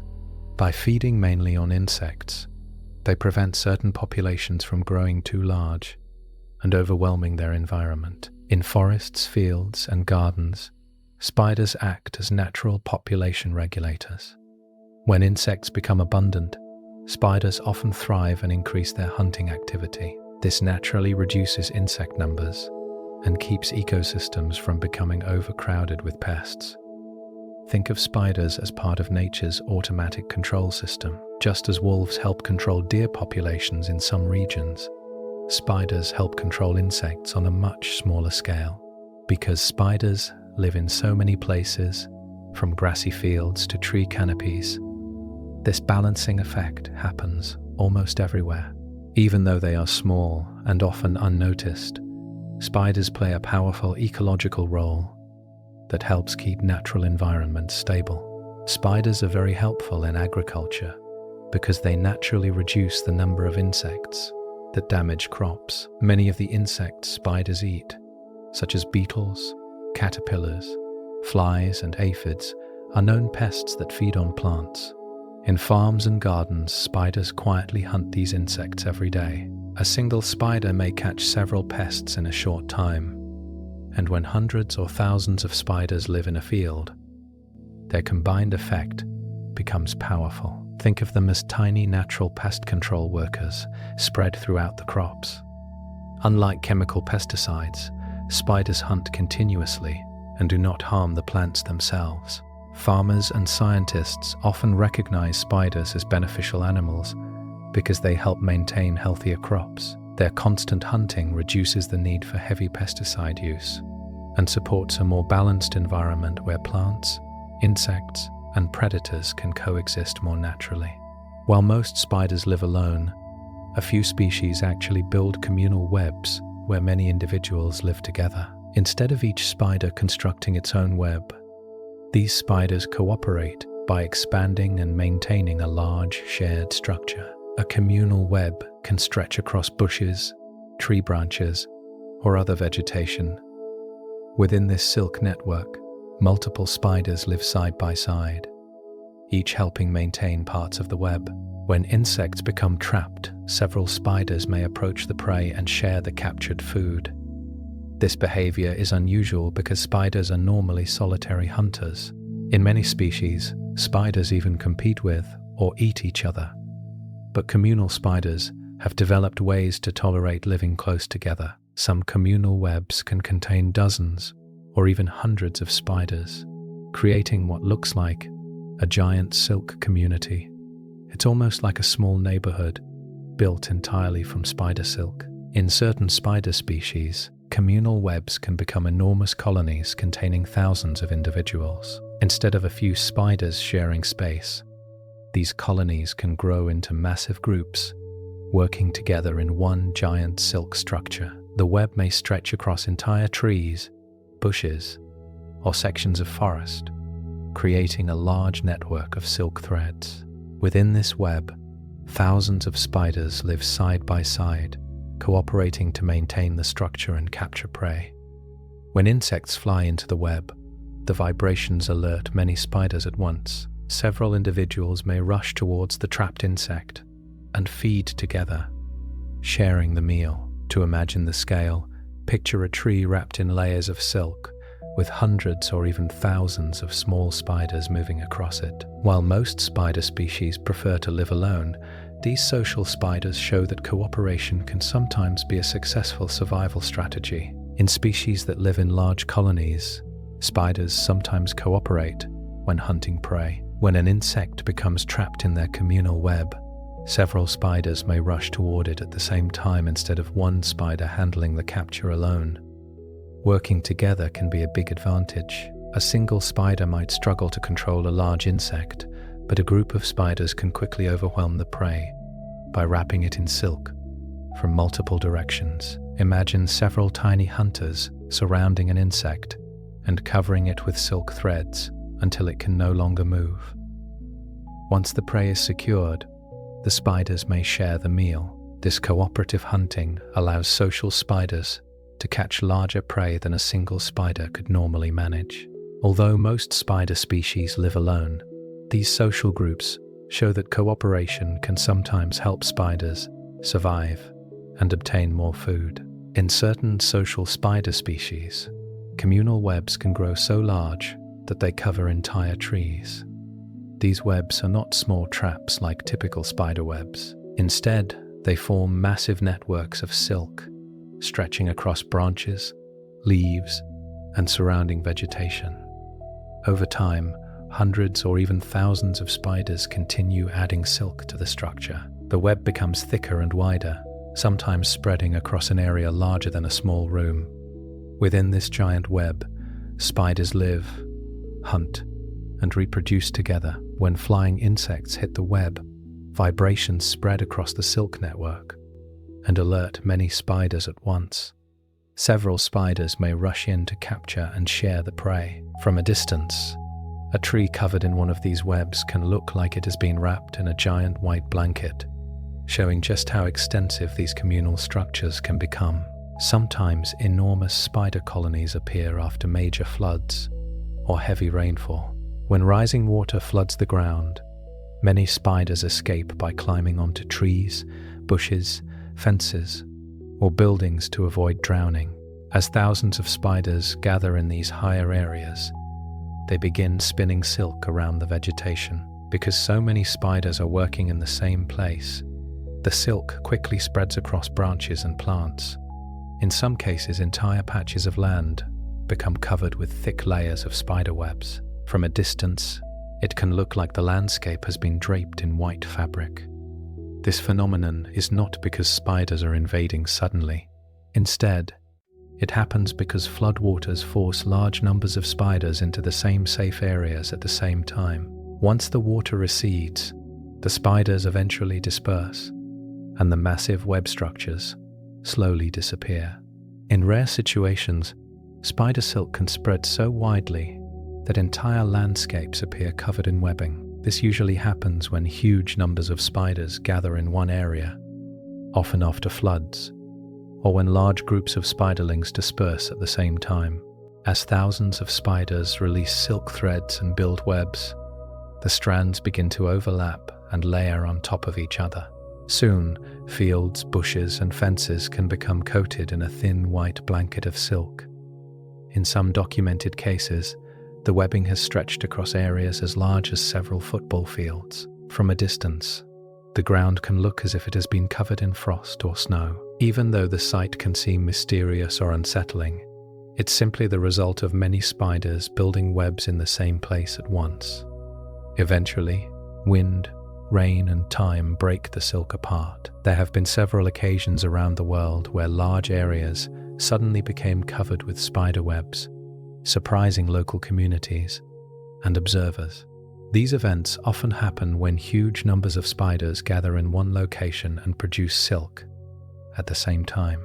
For example, after flooding or during mass spider dispersal, thousands of spiders may climb onto trees, grass, or fences and begin spinning webs. As the silk accumulates, entire areas, sometimes as wide as several football fields, can appear wrapped in white webbing. From a distance, the scene can look almost like the ground has been covered in snow or thin cotton. News reports and photographs of these events often spread quickly because the sight is so unusual. Despite how dramatic it looks, this phenomenon is completely natural. After conditions change, the spiders eventually disperse and the silk slowly disappears. Some spiders have a surprising ability. Their bodies can glow under ultraviolet light. Ultraviolet light is invisible to human eyes under normal conditions, but when certain spiders are exposed to it, parts of their bodies begin to shine with a faint glow. This glow is called fluorescence. It happens when certain materials in the spider's body absorb ultraviolet light and then release it as visible light. Under UV light, spiders may appear to glow blue, green, or yellow depending on the species. Scientists have observed this effect in many types of spiders, including tarantulas and orb weavers. The glow is usually not visible in normal daylight, which is why most people never notice it. Imagine shining a black light at a poster that suddenly lights up with bright colors. In a similar way, ultraviolet light can reveal hidden glowing patterns on some spiders. The glowing effect seen in some spiders under ultraviolet light is known as fluorescence. This happens because certain chemicals in the spider's body absorb UV light and then release it as visible light that we can see. When scientists shine ultraviolet light on these spiders, parts of their bodies may glow green, blue, or yellow. The glow can appear on the spider's legs, abdomen, or other body parts depending on the species. What makes this fascinating is that the spider does not produce light on its own like a firefly. Instead, it reflects ultraviolet light in a way that makes it appear to glow. If you imagine shining a black light in a dark room and seeing objects suddenly light up with bright colors, the effect is similar. Researchers have discovered that many different spider species show this fluorescent glow under ultraviolet light. Even though scientists know that many spiders fluoresce under ultraviolet light, the exact reason for this glow is still uncertain. Researchers have proposed several possible explanations, but no single answer has been confirmed yet. One idea is that the fluorescence might help spiders communicate with other spiders, especially since many insects and animals can see ultraviolet light. Another possibility is that the glow helps spiders blend into their environment, since flowers and plants sometimes reflect UV light as well. Some scientists think the glow could even help attract insects that are sensitive to ultraviolet patterns. However, others believe the fluorescence might simply be a byproduct of certain chemicals in the spider's body with no specific purpose. Because spiders are so diverse, over 50,000 species worldwide, the reason for fluorescence may vary between species, making it a fascinating mystery scientists continue to study. Some spiders have developed the incredible ability to survive freezing temperatures.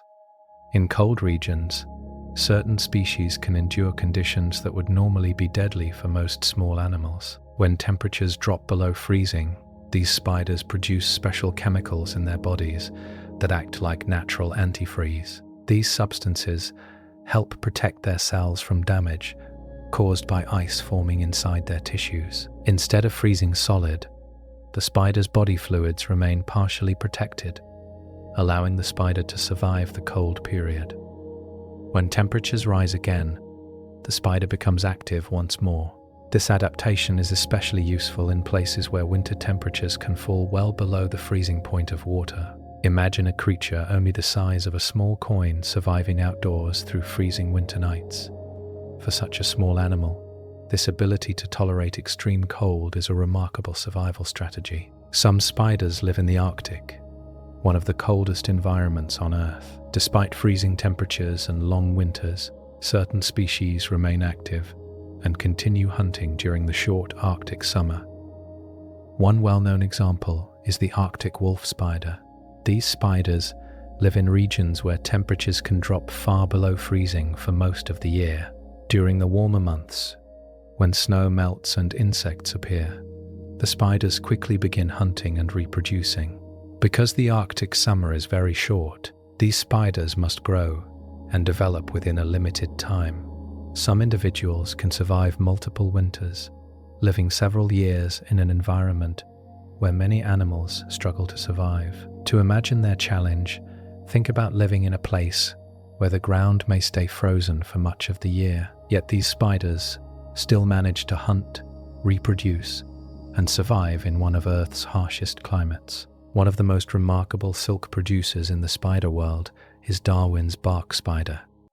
This species creates silk that is considered one of the toughest biological materials ever discovered. Scientists studied this spider's silk and found that it can absorb enormous amounts of energy before breaking.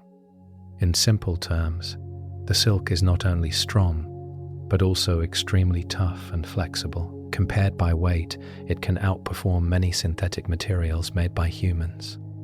To imagine its strength, think of a thread thinner than a human hair that can handle strong forces without snapping. This allows the spider to build very large and durable webs in challenging environments. Researchers are fascinated by this silk because it combines strength and stretchiness in ways that engineers struggle to reproduce. Studying this spider's silk may help scientists design new advanced materials in the future. The silk produced by Darwin's bark spider is considered one of the toughest natural materials ever discovered in the living world.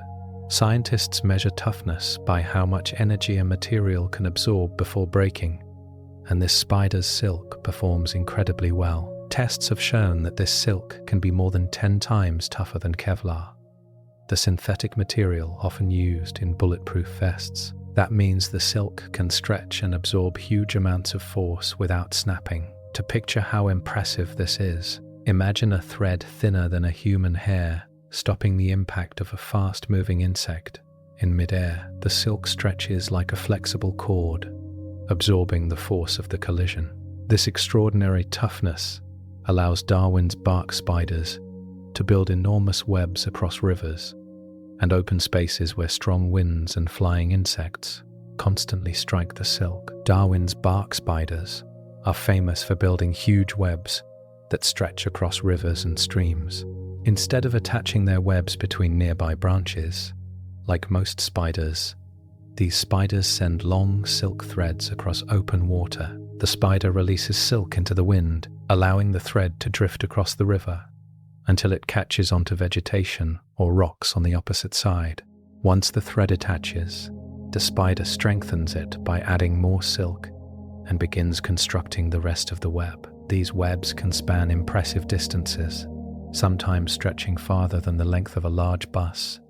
The location above water is ideal because many flying insects gather near rivers. By placing their webs in these open spaces, Darwin's bark spiders create large aerial traps that can catch insects flying over the water. This unusual web-building strategy makes them some of the most remarkable engineers in the spider world. The webs built by Darwin's bark spiders can become truly enormous.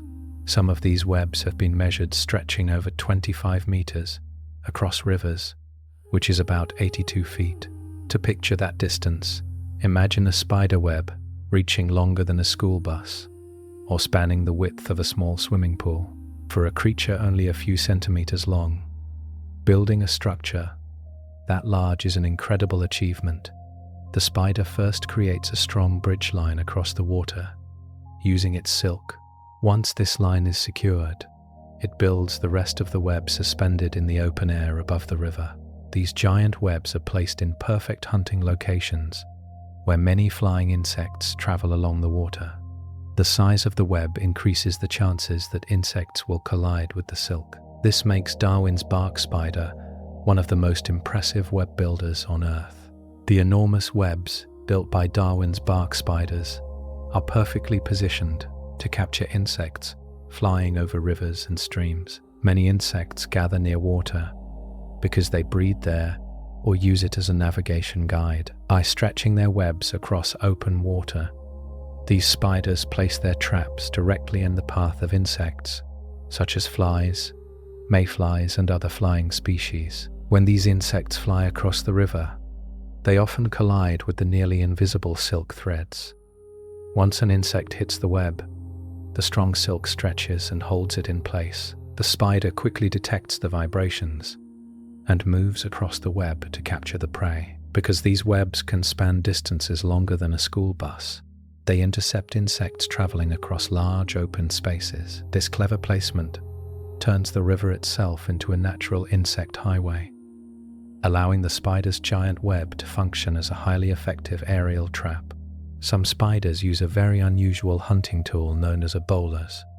Instead of building a large web to trap insects, These spiders create a short silk thread with a sticky droplet at the end. The name bolus comes from a traditional hunting weapon used by people in South America. A bolus consists of cords with weights on the ends that are swung to capture animals. The spider's hunting method works in a similar way. When an insect such as a moth flies nearby, the spider swings the sticky silk thread through the air. If the droplet touches the insect, the sticky material immediately sticks to the prey and traps it. The spider then reels in the thread and secures the insect with more silk. For a predator, often smaller than a coin, using a swinging sticky line as a hunting tool is a remarkably creative strategy. Bolus spiders have a unique hunting technique that looks almost like fishing with a sticky line. Instead of building a large web, they create a short silk thread with a round drop of sticky glue at the end. The spider holds this thread with its front legs and swings it through the air when a moth flies nearby. If the sticky droplet touches the moth, it immediately sticks to the insect's body, preventing it from escaping. Once the moth is caught, the spider quickly pulls the silk thread back toward itself and wraps the prey with additional silk. The sticky droplet works almost like a tiny ball of glue, making the trap extremely effective, even though the thread itself is short. For a spider only about the size of a small coin, this hunting method is surprisingly precise, allowing it to capture flying insects without building a large web. Bolus spiders use an incredibly clever trick to attract their prey. They release chemicals that mimic the pheromones of female moths. Pheromones are special scent signals animals use to communicate, especially when searching for a mate. Male moths are highly sensitive to these chemical signals. They can detect the scent of a female from surprising distances and will quickly fly toward the source, expecting to find a potential partner. However, instead of a female moth, they encounter a waiting spider holding a sticky bolus thread. The spider releases these pheromone-like chemicals into the air, creating the illusion that a female moth is nearby.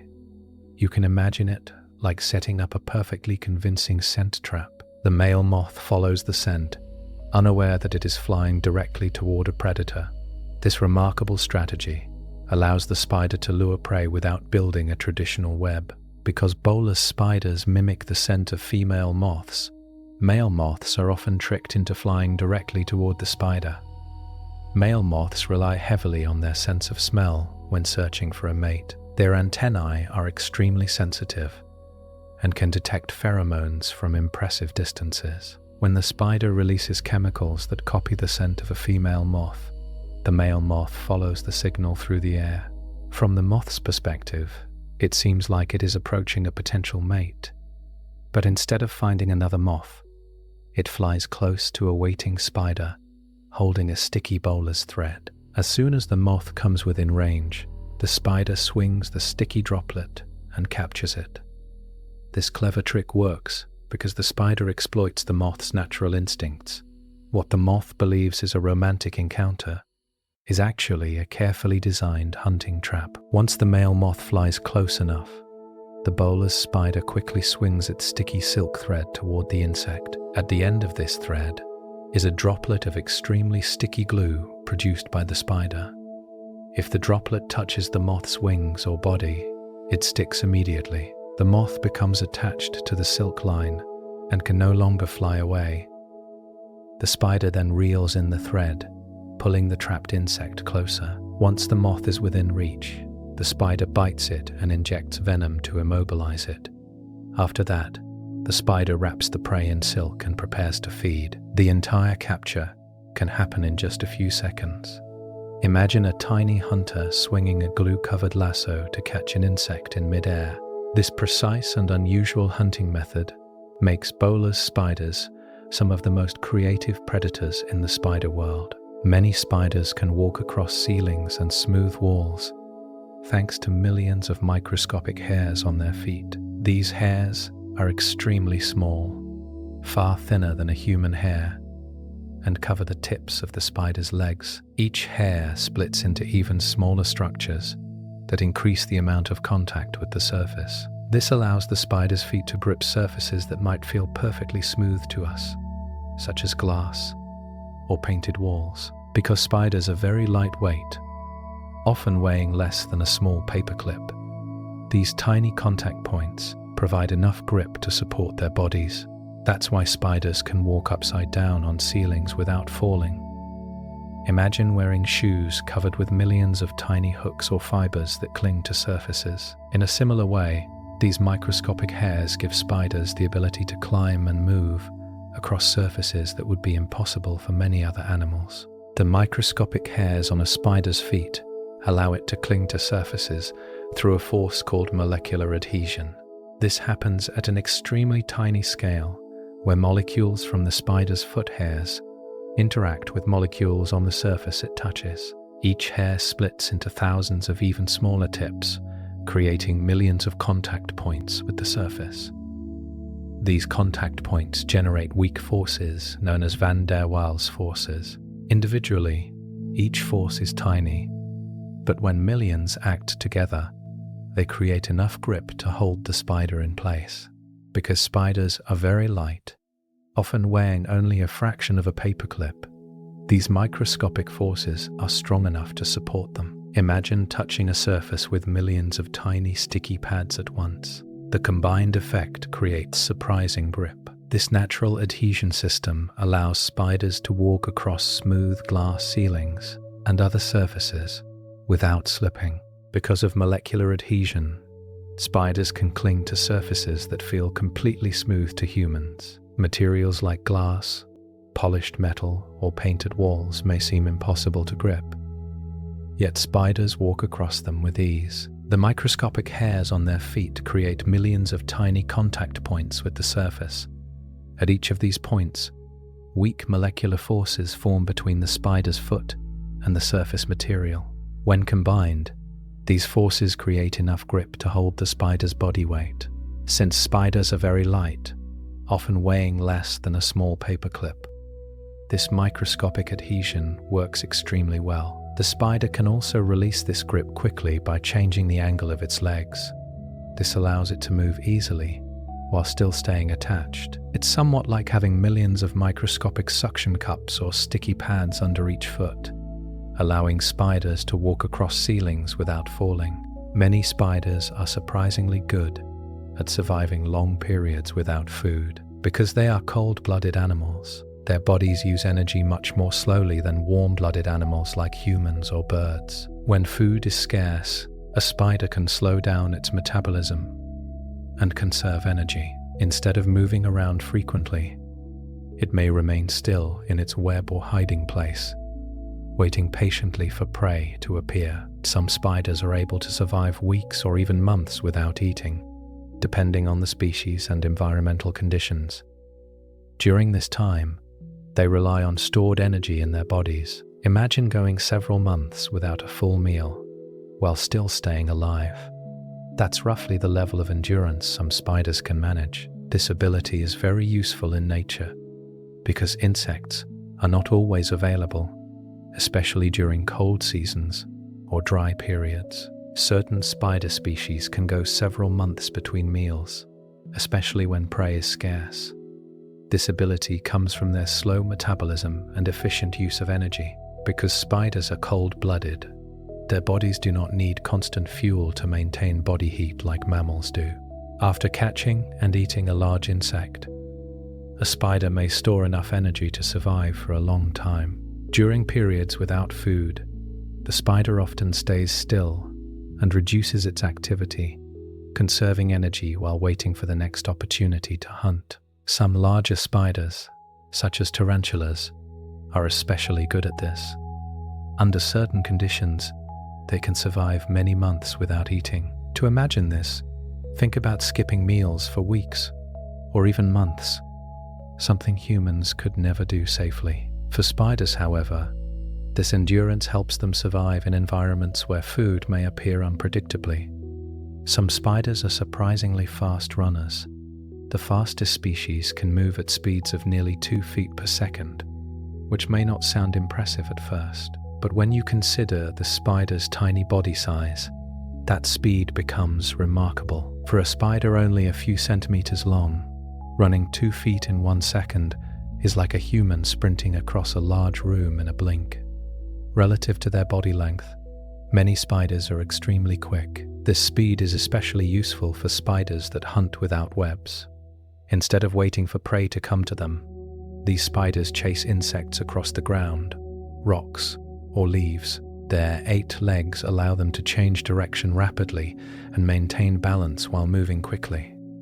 Some species can even make sudden bursts of speed to capture prey before it escapes. For such small animals, their speed makes them efficient and effective hunters. Wolf spiders are active hunters that depend on speed rather than webs to catch their prey.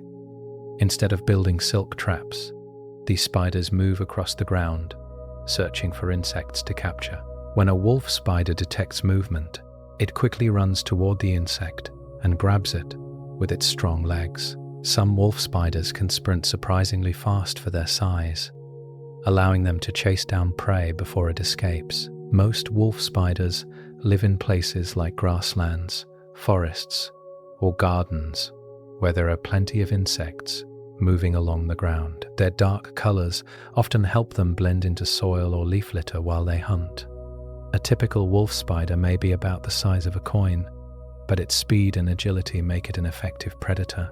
By relying on quick movement and sharp senses, wolf spiders hunt more like tiny ground predators than web-building spiders.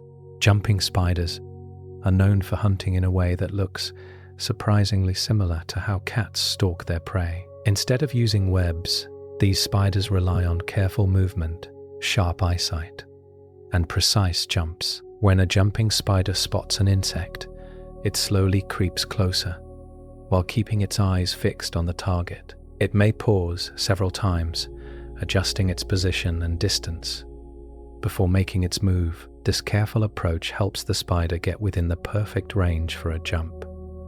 Once ready, the spider suddenly launches forward and pounces on the insect, much like a cat leaping onto a mouse. Some jumping spiders can leap many times their own body length in a single jump.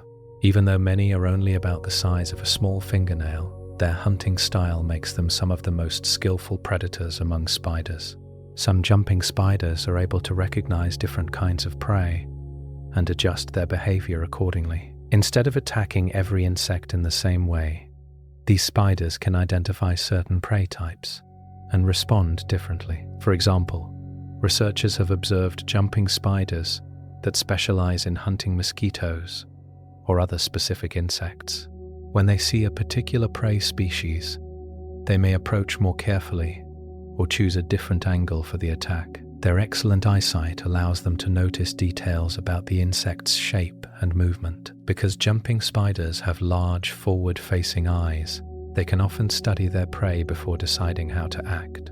Imagine a hunter choosing a different strategy, depending on whether the target is slow, fast, or dangerous. In a similar way, these tiny spiders adapt their hunting style. For an animal only a few millimeters long, this level of recognition is surprisingly advanced. Jumping spiders do more than just recognize different prey.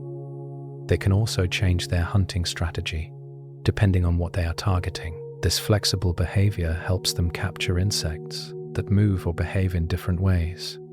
For example, if the spider is hunting a slow-moving insect, it may approach directly and jump quickly. But if the prey is fast or capable of flying away, the spider might circle around slowly and attack from a better angle. Researchers have observed jumping spiders taking time to study their prey before striking, sometimes moving carefully around leaves or branches to position themselves perfectly. This behavior is impressive for such a tiny animal. Many jumping spiders are only the size of a small fingernail, yet they can make decisions about how to approach a hunt. Their ability to adapt their tactics makes them some of the most intelligent hunters among spiders. Jumping spiders are famous for having some of the best eyesight among arthropods, the large group of animals that includes insects, crabs, and spiders. Most spiders rely mainly on vibrations to sense prey, but jumping spiders depend heavily on vision. Their large front-facing eyes allow them to see details clearly at short distances. These eyes work almost like tiny telescopes, helping the spider detect movement and shapes in front of it. Jumping spiders also have several smaller eyes around their heads that help them notice movement from the sides and behind. This gives them a wide field of awareness while still maintaining sharp forward vision.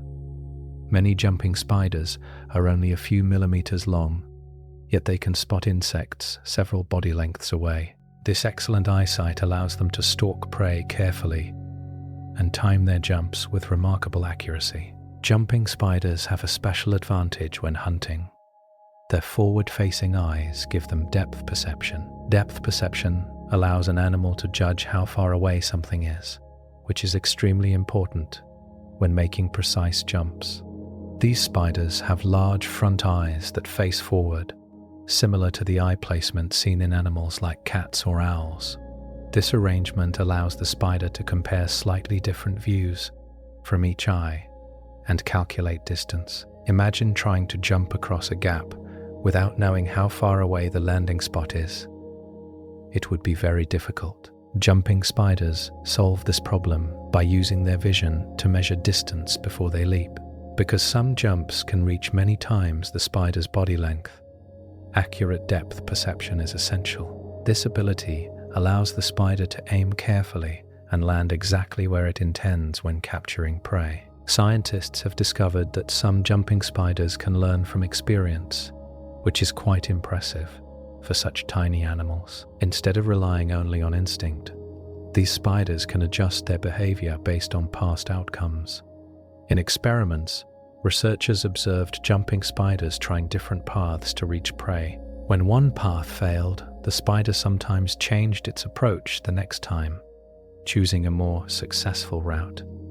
This suggests that the spider can remember what worked and what didn't. For an animal often only a few millimeters long, about the size of a grain of rice, this ability is remarkable. Imagine solving a small puzzle and remembering the solution later. In a simple way, these spiders may do something similar while hunting.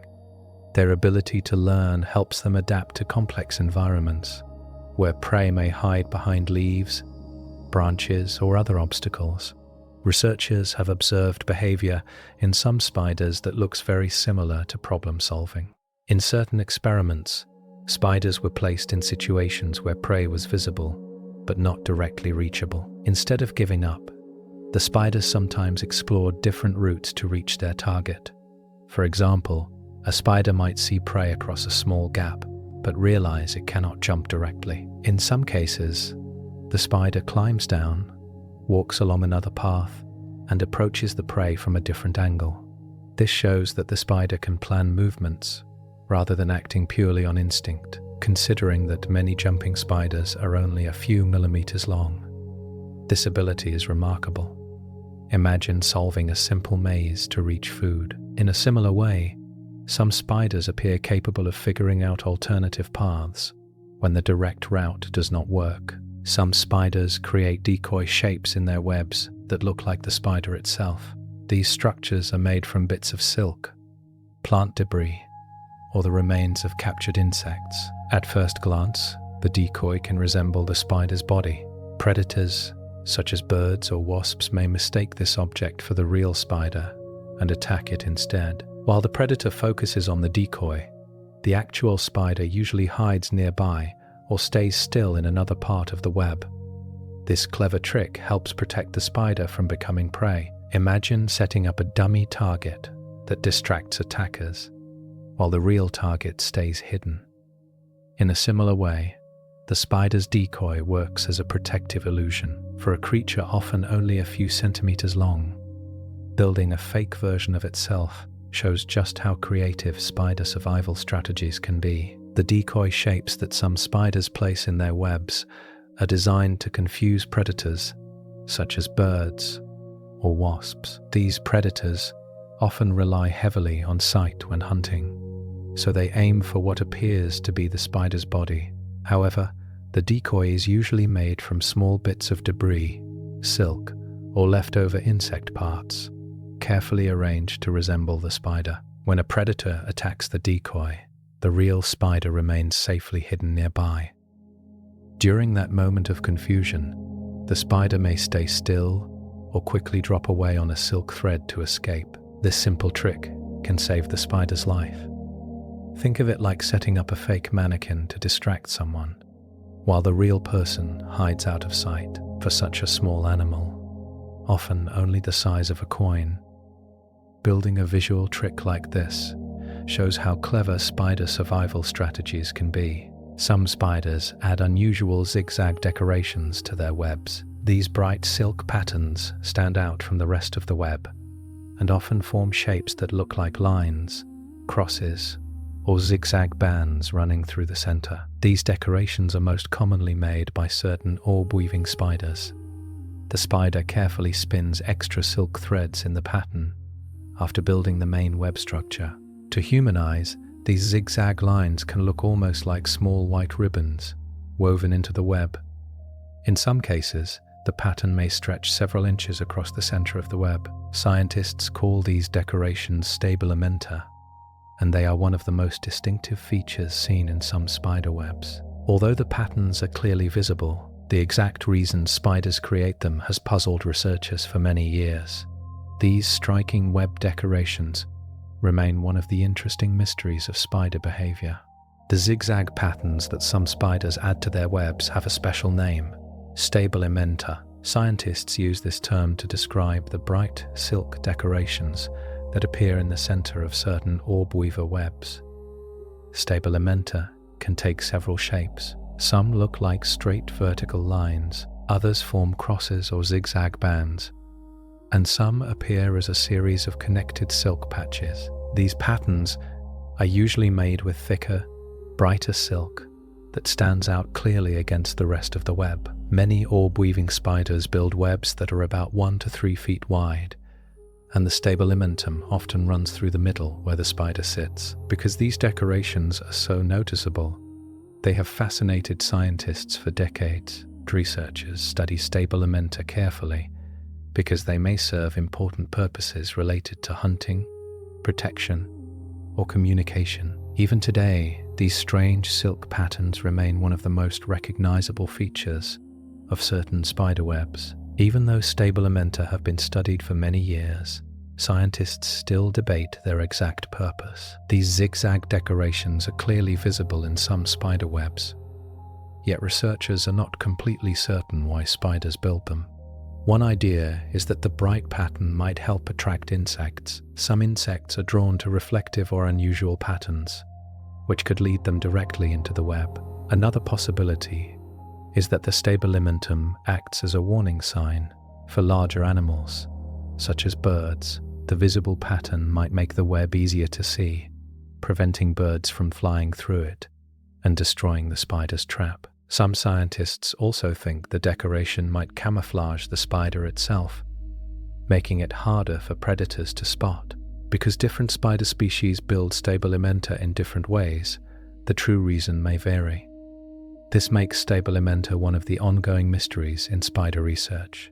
One interesting idea about stabilimenta is that they may reflect ultraviolet light, making them visible to insects that can see ultraviolet wavelengths. Many flying insects, including bees and flies, are sensitive to UV light and often use it to locate flowers. If stabilimenta reflect UV light, they could appear to insects like bright signals in the air, somewhat similar to how flowers reflect ultraviolet patterns to attract pollinators. To imagine this, think about how certain materials glow under a black light, becoming much brighter than the surroundings.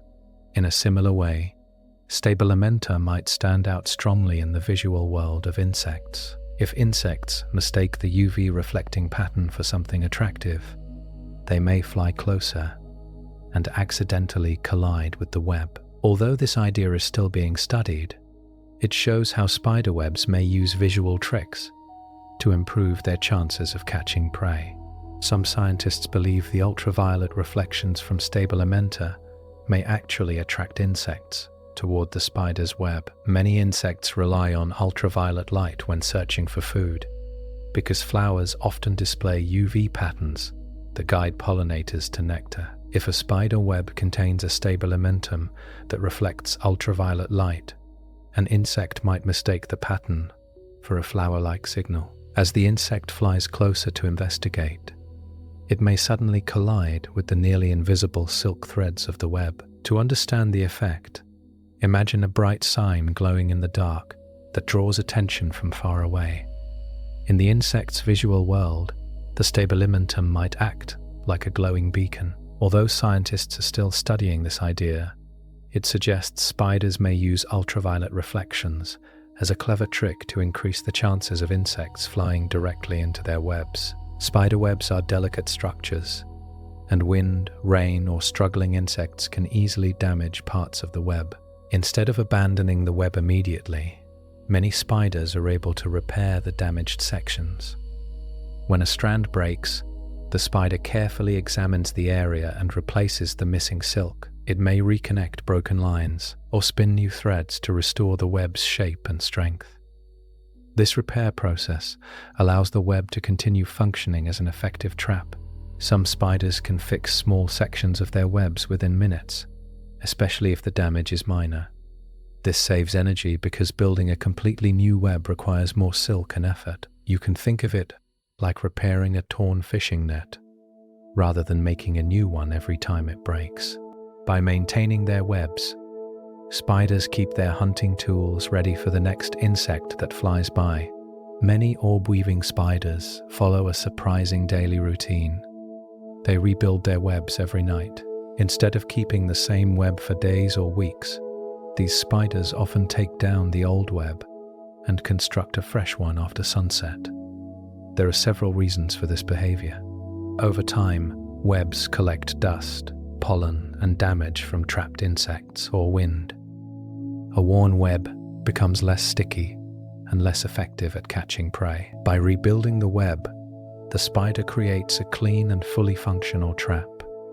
The construction process is incredibly fast. Some orb weavers can build a complete circular web within about 30 to 60 minutes. Imagine carefully weaving a delicate net the size of a small bicycle wheel every single night. For a creature only a few centimeters long, rebuilding such a complex structure regularly is an impressive engineering task. When orb-weaving spiders take down their old webs, they usually eat the silk instead of wasting it. This behavior might seem strange, but it helps the spider recycle valuable materials. Spider silk is made from special proteins produced inside the spider's body. Creating these proteins requires energy and nutrients. By eating the old web, the spider can recover some of those proteins and reuse them to produce new silk. After consuming the old web, the spider builds a fresh one using recycled material. This process helps conserve energy, especially because some spiders rebuild their webs almost every night. Imagine taking apart an old fishing net, melting the fibers down, and using them to make a brand new net. Spiders perform a similar type of recycling with their silk. For such small creatures, this efficient system helps them maintain strong webs while saving resources. Recycling old silk is an important way for spiders to save energy and valuable resources. Producing silk requires the spider's body to create special proteins, and that process takes nutrients and effort. By eating their old web before building a new one, spiders recover many of these proteins. The recycled material can then be used to produce fresh silk for the next web. This makes web building far more efficient. Consider that some orb-weaving spiders rebuild their webs almost every night. If they had to produce completely new silk each time, they would use much more energy and nutrients. Imagine rebuilding a fishing net every day, but being able to reuse most of the material from the previous one. That is essentially what spiders do. This recycling system allows spiders to maintain strong, effective webs, while using their resources wisely in environments where food is not always guaranteed. Some spiders survive by disguising themselves as something most predators completely ignore: bird droppings. These spiders have body colors and patterns that closely resemble small splashes of white, brown, or gray, making them look like droppings left on leaves or branches. When the spider stays still, the illusion can be surprisingly convincing.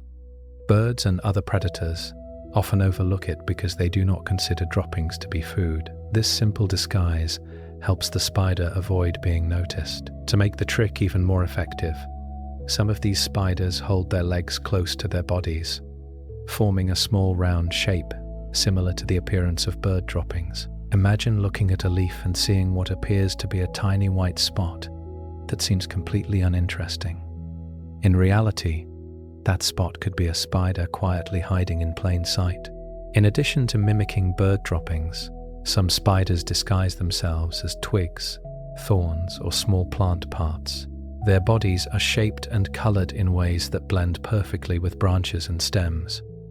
These spiders often have long, narrow bodies that resemble a small stick attached to a plant. When they stay still, they can be almost impossible to notice among real twigs or thorns. Some species even extend their legs straight along their bodies to make the illusion stronger. This posture helps the spider look more like a thin plant stem rather than an animal. Imagine looking at a bush and seeing what appears to be a tiny thorn or dry twig sticking out. To predators like birds or lizards, it may look completely ordinary. By hiding in plain sight like this, the spider avoids detection while waiting for insects to wander close enough to capture. Spiders are incredibly ancient creatures. Fossil evidence shows that spiders have existed on Earth for over 300 million years. That means spiders were already living on land long before dinosaurs appeared. To put this into perspective, dinosaurs first appeared around 230 million years ago, so spiders had already been around for roughly 70 million years before dinosaurs even existed. Scientists have discovered spider fossils preserved in ancient rocks and amber. Some of these fossils show clear features such as legs, fangs, and body shapes that closely resemble modern spiders. Although ancient spiders were not identical to today's species, many of their basic characteristics were already present. This shows that the spider body design has been very successful for a very long time. Imagine a creature so well adapted that it has survived hundreds of millions of years of Earth's changes. Even the earliest known spiders, from hundreds of millions of years ago, were already able to produce silk. Fossil evidence suggests that ancient spiders had silk-producing organs similar to those found in modern spiders. However, early spiders may not have used silk in exactly the same way as today's web builders. Scientists believe some ancient species likely used silk mainly to line burrows, wrap eggs, or create safety threads rather than building large aerial webs. Over time, spiders evolved more complex uses for silk. Eventually, some species developed the ability to construct the famous circular webs that catch flying insects. This shows how important silk has always been in spider survival. From the very beginning, silk helped spiders build shelters, protect their eggs, and move safely. Imagine having a tool so useful that it has remained essential for over 300 million years of evolution. Ancient spiders played an important role in shaping early ecosystems on land. Hundreds of millions of years ago, when plants and insects were spreading across the continents, spiders were already present as predators. By feeding on insects and other small animals, spiders helped control early arthropod populations. This predator-prey relationship helped keep ecosystems balanced, even in those ancient environments. Without predators, like spiders, insect populations could have grown much larger, which might have affected plant life and other organisms. In this way, spiders helped maintain stability in early terrestrial ecosystems. To imagine the timescale, these spiders lived when Earth's landscapes looked very different, long before mammals, birds, or flowering plants became common. Even back then, spiders were already performing the same job they do today, acting as small but powerful regulators of insect populations in natural environments. Spider silk has become a major focus of advanced materials research because of its incredible properties. Scientists are fascinated by how this natural fiber combines strength, flexibility, and light weight. all at the same time. Even though spider silk is thinner than a human hair, it can handle large amounts of force without breaking. It can also stretch significantly before snapping, which allows it to absorb energy from impacts. Engineers study these qualities to learn how similar materials could be created for use in technology. For example, spider silk inspires ideas for strong cables, flexible fabrics, and lightweight protective materials. Imagine a thread that is both extremely strong and highly elastic, something that most artificial materials struggle to achieve. By understanding how spiders produce and structure their silk, scientists hope to design new materials that combine these advantages for many future applications. Scientists are working to replicate spider silk in laboratories because it may have valuable medical uses. Natural spider silk has several properties that make it attractive for medicine. It is strong, flexible, lightweight, and also biocompatible, meaning the human body usually does not reject it. Because of these qualities, researchers are studying how artificial spider silk could be used in medical sutures, tissue repair, and wound healing materials. A silk thread thinner than a human hair could potentially hold tissues together while being gentle on the body. One challenge is that farming spiders for silk is extremely difficult, because spiders tend to be territorial and may even eat each other. Instead, scientists try to recreate spider silk proteins using bacteria, yeast, or other biological systems. If successful, synthetic spider silk could become a powerful material for future medical treatments. Researchers believe that artificial spider silk could eventually be used in surgical procedures. Because spider silk is both strong and flexible, it may work well for sutures, the threads doctors use to close wounds or surgical cuts. One advantage of spider silk is that it is very biocompatible, meaning it is unlikely to cause strong reactions in the human body. This makes it promising for medical uses, where materials must safely interact with tissues. In addition, spider silk can be extremely thin, while still holding significant tension. A thread thinner than a human hair could potentially hold tissues together while minimizing damage. Scientists are experimenting with ways to produce spider silk proteins using genetically engineered bacteria or other organisms. If this research succeeds, surgeons in the future might use advanced silk-inspired materials during medical treatments. Spider silk is so strong and flexible that scientists are studying it as inspiration for advanced protective materials, including fabrics similar to bulletproof armor. While spider silk itself is too thin to stop a bullet, its toughness and ability to absorb energy make it extremely interesting to engineers. When a fast object hits spider silk, the thread stretches and spreads the force across the fibers. This helps prevent sudden breaking. Materials used in protective gear, like Kevlar, also work by spreading and absorbing impact energy. By studying how spider silk achieves this balance of strength and flexibility, scientists hope to design new fibers that perform even better. These materials could eventually be used in protective clothing, helmets, or lightweight armor. Imagine a fabric inspired by spider silk that is light like cloth, but strong enough to handle powerful impacts. Despite their frightening reputation, spiders are actually among the most beneficial predators on Earth. Their constant hunting helps control enormous numbers of insects that might otherwise overwhelm ecosystems. Scientists estimate that spiders around the world consume hundreds of millions of tons of insects every year. That amount is so large, it could equal the combined weight of millions of cars. These insects include flies, mosquitoes, beetles, and other species that can damage crops or spread disease. Because spiders live almost everywhere, from forests and fields to gardens and homes, their impact is widespread. They act as natural pest controllers, helping keep insect populations balanced without the need for chemicals. So although many people fear spiders, the reality is quite different. These small predators quietly perform a vital role in nature, helping maintain healthy ecosystems across the planet.